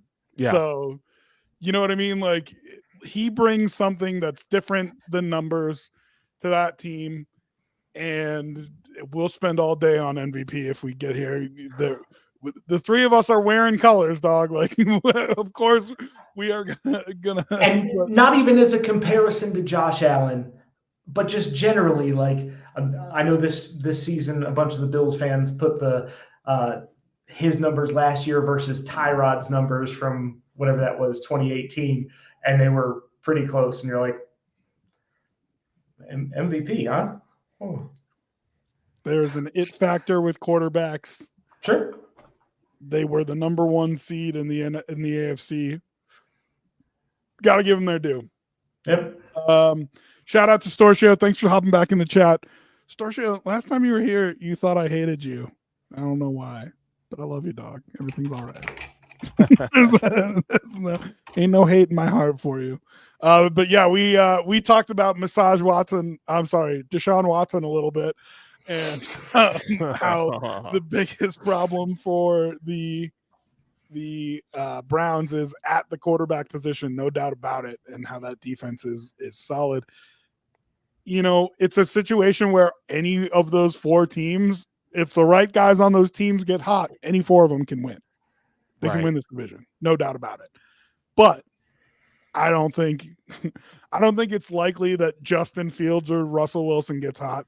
And I don't think it's likely that Deshaun Watson or Dorian Thompson-Robinson or whoever else in Cleveland gets hot. So I think those two teams probably miss the playoffs. Sterls, I think you hit the nail on the head, and it's a very interesting point to me. We had, I think, discussed it before. I need to see Burrow be himself. Yeah, I think it's important. And I believe that he's healthy. I really do. But I need to see him be Joe Burrow. Because, like you said, that I've heard NFL players say, I had that surgery and my wrist was never the same. And it doesn't matter if you're a linebacker or a defensive end or whatever, if your wrist isn't quite the same. It does matter if it's your throwing hand and you're a quarterback. Yes. Yeah. So whether it takes a little bit of velocity, a little bit of accuracy, a little bit of both, maybe he's got to take a little bit off of it to be more accurate. Who knows? But and endurance. Can he keep doing this? I just have to see it. You know what I mean? I just have to see it. So it's not that I don't think he's healthy. It's just that, there needs to be a little bit of a confirmation bias or something like that for me. Which leaves, and it's kind of amazing because, like I said, I think this is one of the better divisions in football, leaves me to pick the Baltimore Ravens by default. Right? Like, isn't that kind of crazy? But here we are. I'm picking the Baltimore Ravens by default. And that's with me thinking to myself, like, I'm not sure that Lamar Jackson can stay healthy all year. I mean, if I had to bet, it's kind of like I I'd bet every other year against him staying healthy. And because he stayed healthy last year, odds are I'm thinking he's probably not going to stay healthy this year. So yeah. um, And if he doesn't, let's say he doesn't stay healthy and he's injured half the season. If you're the Cincinnati Bengals, like, you got to start having some serious discussions. about Burrow, yeah. You know, Yeah. I mean, you got to be real honest about it. Here's the problem. Right. You know, the contract, it's not a bad contract because of who he was. But if it is a problem with his wrist, you kind of have to ride, dog. Like, you cannot get out of that contract in any kind of meaningful way. Would anybody be willing to pick him up? I mean, that contract has some guarantees in it, so they're I'll tell you what, if swallowing you a whole see him bunch. traded, you know his wrist isn't the same because Right, but yeah, I but mean, if he's traded and his wrist isn't somebody the same, will take it. Somebody will take. That's what I'm saying. Stab at it.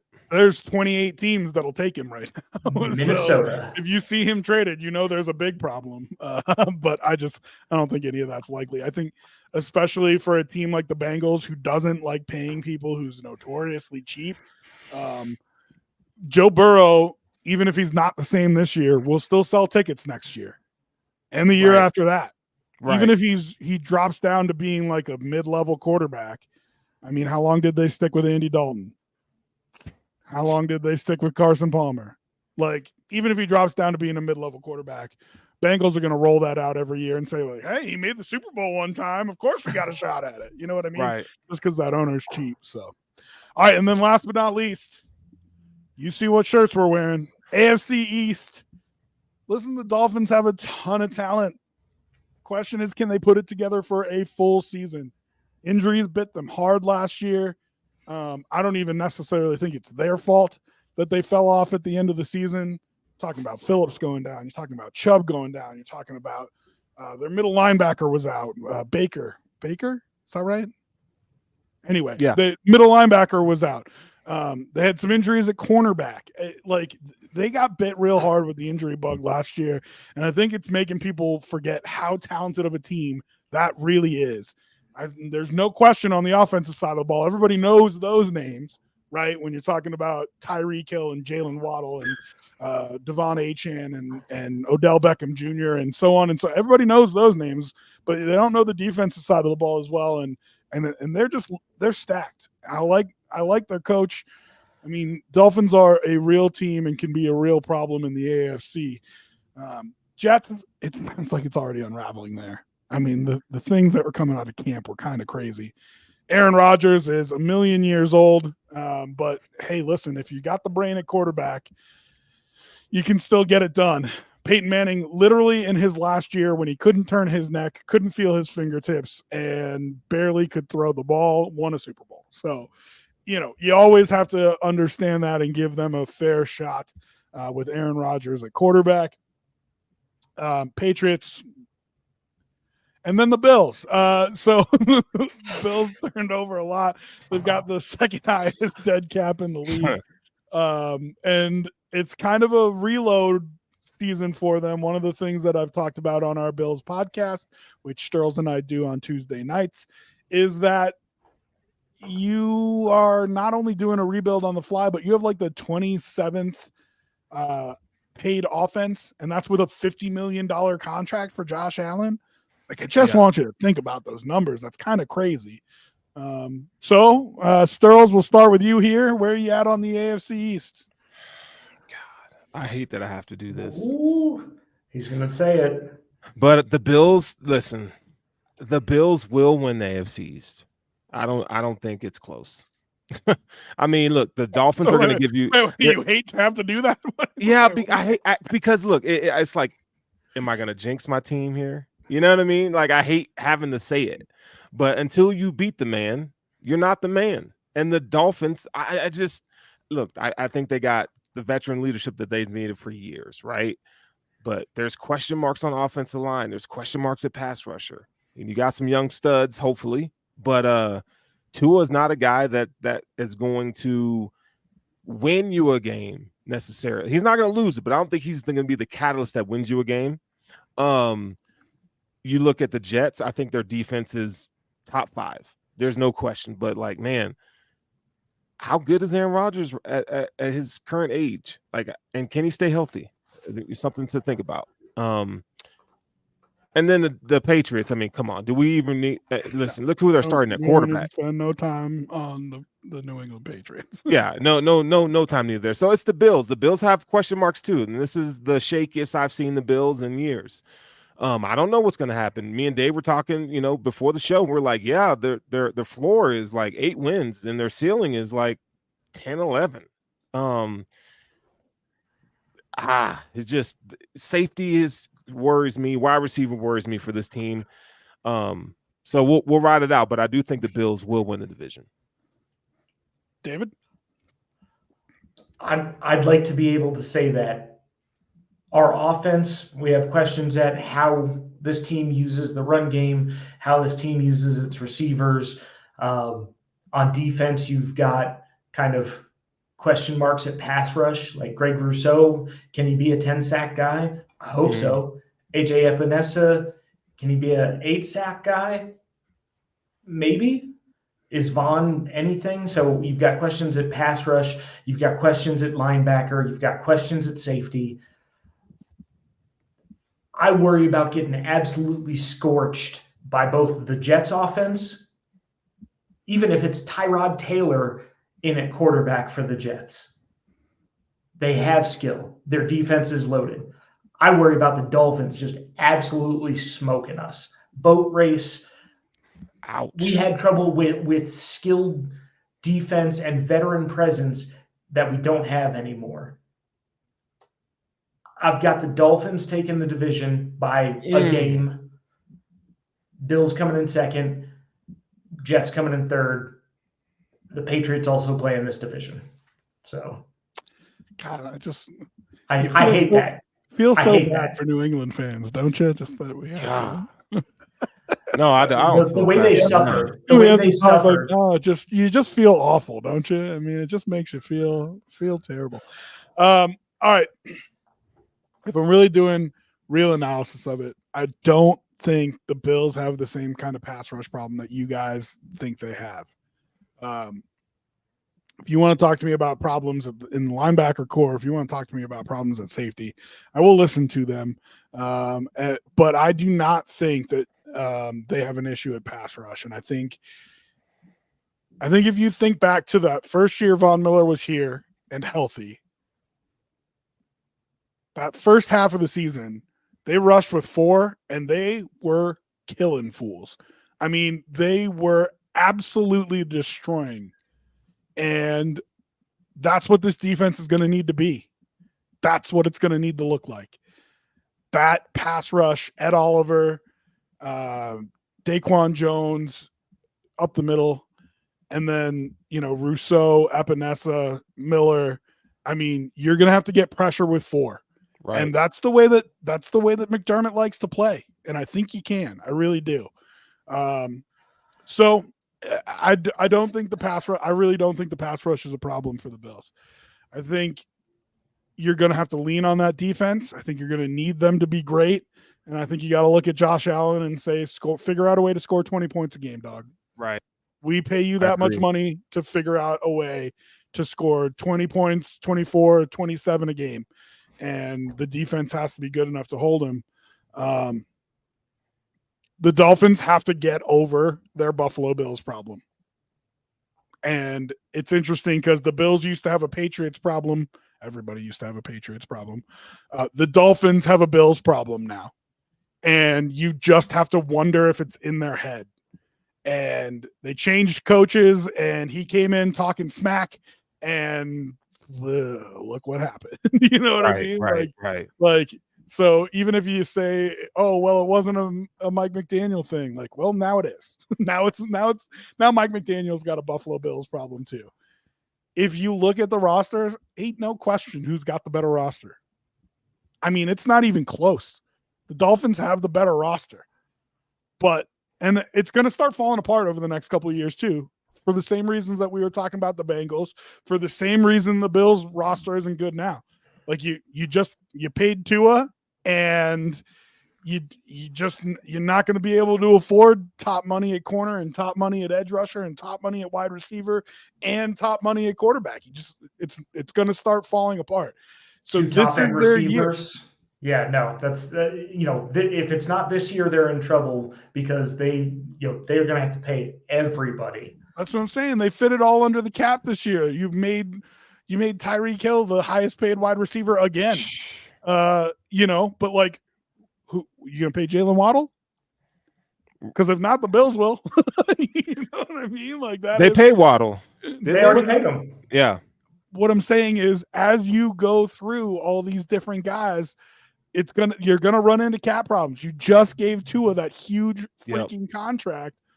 Yes, you can pay Waddle when you don't have a quarterback contract like that. You can pay Waddle and Hill and Chubb and Phillips and Ramsey but it's not going to happen going forward. So I think there's a lot of pressure on Phillips is due this offseason, right? Or does he have one more? I'm not sure. Because I think they're gonna have to make that decision, and it's gonna be tough because you got a lot of other people to pay, and you can't pay top edge money when you're paying top QB money, top cornerback money, top receiver money. That's what I'm saying. It's going to start falling apart here, and I think there's a lot of pressure on them this year because I don't think that this is a long-term plan. They're going to have to reset at some point here soon because I think it creates a lot of pressure. That Jets defense is good. It's never been good enough for them to win, right? So we can talk about that Jets defense being good all we want. It's not about them. It's about the quarterback. About the quarterback in the offense. Is Breece Hall and Garrett Wilson, is that enough? Plus Aaron Rodgers for them to win some games. And I don't know. It just already sounds like there's some discontent coming out of camp, doesn't there? Like, have you guys heard all that noise? Like it just sounds unpleasant. It sounds unhappy, doesn't it? Yeah, it does. It's depressing, dog. And I made the joke about feeling bad for Patriots fans. I do actually feel bad for Jets fans, dog. Like that is a fervent fan base who just like the most exciting thing they've had happen is Mark Sanchez. Yeah.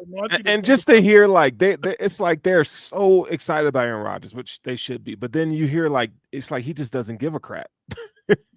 He just doesn't give a crap. And he's gonna come out and he's gonna just have this miraculous season. And I do think chemistry and time on task with these receivers, I think all that stuff matters. Offensive line, Here's the biggest thing to me. I don't think he likes his coach. You don't think so? If you watched Hard Knocks last year, you saw them trying to get along and so on and so forth. But like the Egypt comments, the things I'm hearing coming out, like Saleh kind of threw him under the bus there. And like whether it was true or not, that's not going to help your relationship, my man. You know what I mean? And I think it's a problem. I think he wants to be the guy. I think he wants to be the one with all the power because he forced his way out of Green Bay, forced his way into the Jets, held off. Oh, I don't know what I'm going to do. Then there was all the hype last off season. One drive into your season and you're out for the season. So as a coach, you go, well, yeah, I understand it. Yeah, he threw him under the bus, but guess what? Saleh's job is to have the whole team humming, not just a guy who was a really good quarterback several years ago and is now older and recovering from injury.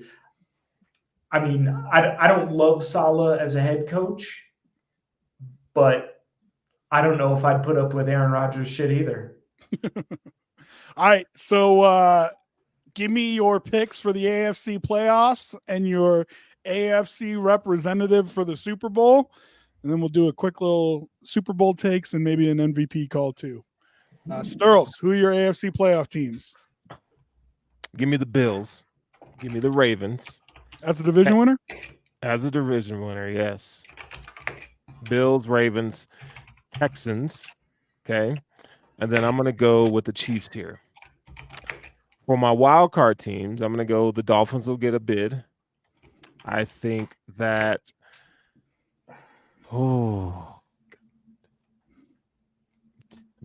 Bengals and Browns. Ooh, okay. Nobody else. Whoa. So sorry, AFC West. So kind of chalk there, if we're being honest. Yeah. A little bit of chalk there. Yeah. Okay. Yeah. And then your AFC Super Bowl representative. Oh God. Yeah, we're all gonna do it. You have to. The Chiefs. There's just no choice. The Chiefs, man. I hate it. I hate Yep. It's bad. I get it. It is, Go dude. ahead, David. Give us your AFC playoff teams and Super Bowl representative.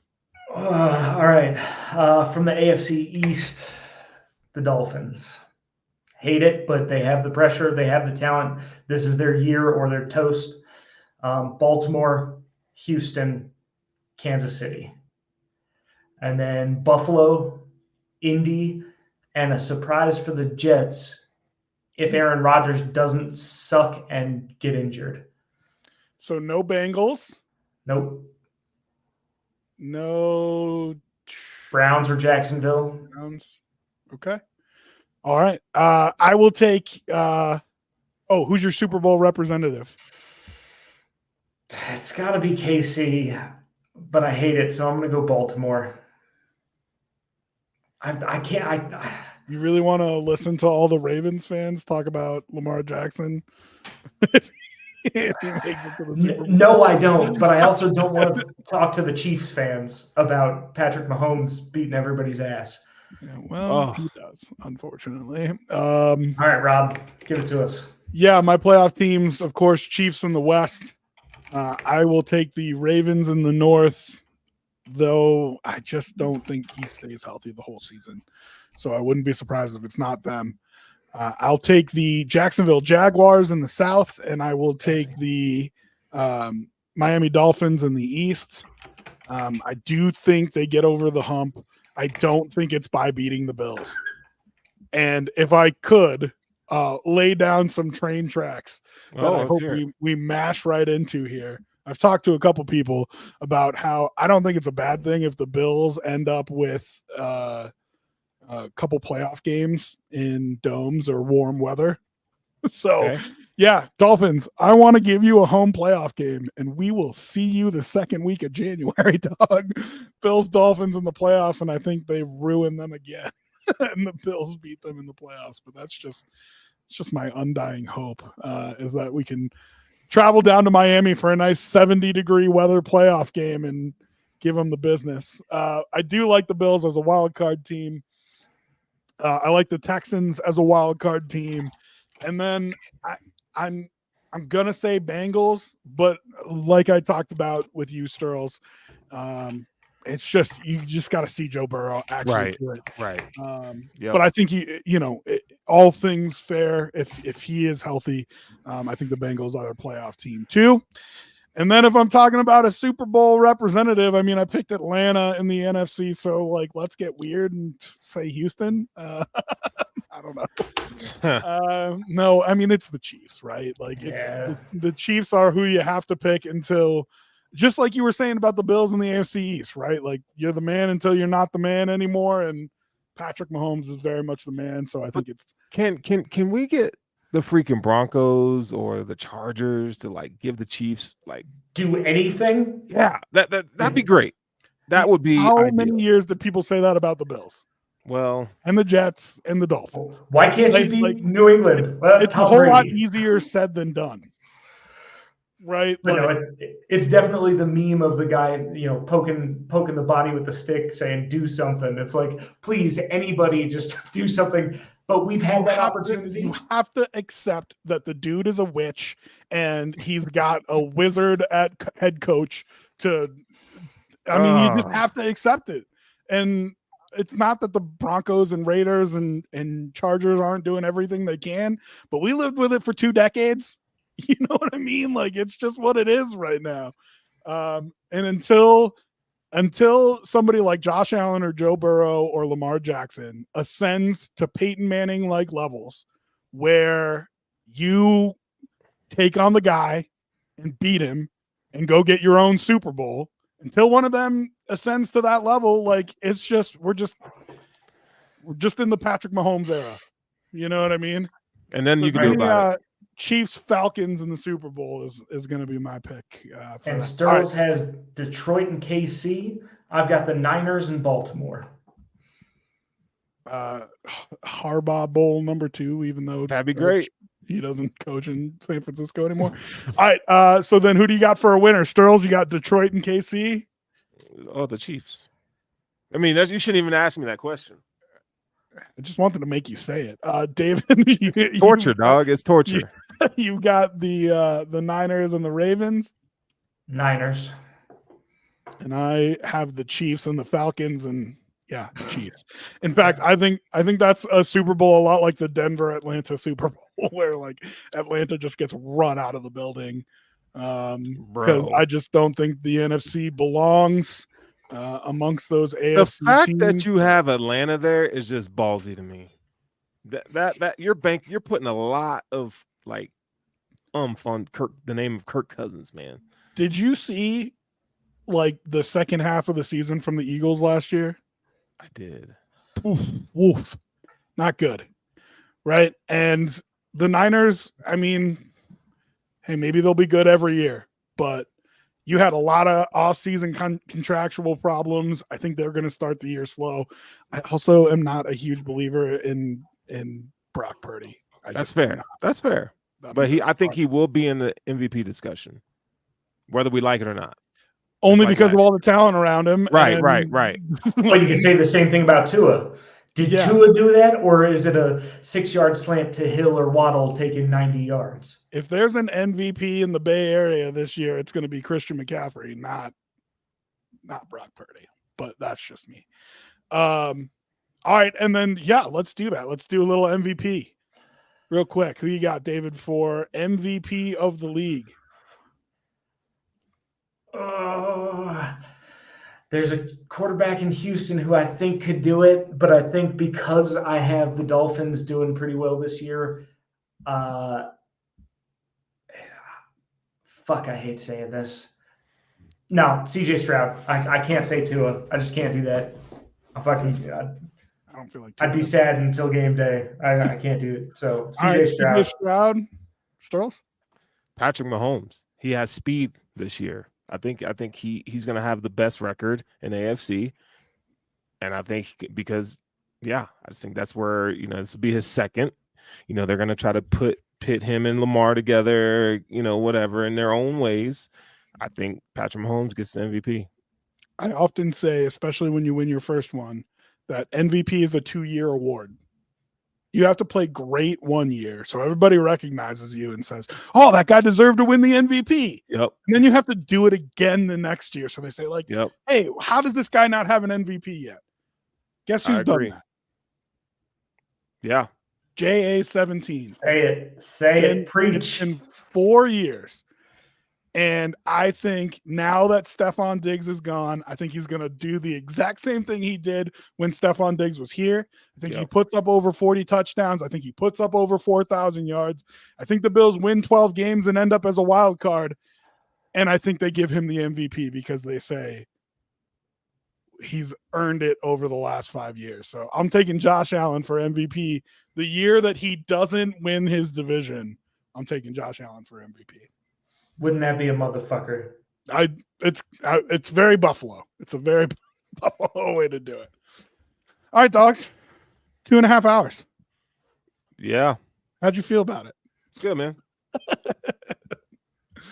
It felt good. I thought, it didn't feel quite like 2.5 hours, but no, never. Kicking it with your boys never does. Right? That's why. It's your bets, your fantasy, and your fellas. You know what I mean? And it's the first show back, right? It's gonna be longer. Well, I tried to freaking split it into 2 different preview shows, and some guys on the screen just don't want to hang out with me. Don't want to do podcasts with me. I don't know what he's talking about, Dave. Yeah, okay. All right. Hey, Rob and I sat in a bank together for like 2 hours the other day. So that's right. We did. We did do that. We robbed it afterwards. All right. So we will be here every Sunday, 8 a.m. We're going to do the Your NFL pregame show on all of these same channels. So wherever you found us, we appreciate it. Make sure you like, subscribe, and follow. And a little note, part of the reason that we're doing it so early is when we get out of there, you can watch it on demand. So if you're up early, if you're an early riser and you want to be with us, 10 a.m. Eastern, 8 o'clock Mountain, feel free to join us. But if you just don't want to watch those awful pregame shows that are on all the networks, then you can watch us on demand afterwards. Sterls, you want to plug what you're doing real quick here? I'm doing everything. So we got your pregame show, which you're watching. Then we have Intentional Grounding, which is on Tuesday nights. Me and Rob will be doing our thing. And, I'm everywhere now. Okay. So you can find me every Sunday morning, every Tuesday, on Wednesday. This beautiful face. Hezzy, you still doing the Hezzy? Yeah. Still doing all that, bro. All that. So follow Sterls. Make sure you do all those things. David, do you even have anything to plug? I'm just looking sexy all day. That's all I do. Hey. Don't worry about it. That's my Sterls guy. for the girls, as we mentioned. David for the boys. I will be doing the I'll be doing the Altitude Film Room, which will be Broncos-centric film breakdown on Monday nights. I will be doing, like Sterls mentioned, Intentional Grounding on Tuesday nights, which is Buffalo Bills focused podcast. So if you want more Bills talk, feel free to come in for that. And then I do some game watch alongs too. And who knows? I mean, these guys hate me, but maybe they'll pop in for a watch along for 5 minutes here or there too. So feel free to follow us all on social media. That way you don't miss any of the stuff that we're doing. Any last words, fellas? Go you're Bills. Yeah. We'll deal with you later, Rob. You put some slandering on my guy's name, saying he's for the guys. You know what I'm saying? Like, give that man some love, bro. He knows I love him. Yes, He also he was the one talking about how sexy he is. So He is a sexy. congratulations. Yeah, you just think you're sexy. 100%. He's a sexy All right. beast. We'll see you next. Hey, it's for real next week. That's like actual real ass football. Let's And we go. will see you before it. Hey, Come hey. join us for the your NFL pregame show before week 1. We'll see you fellas next week. Peace, y'all.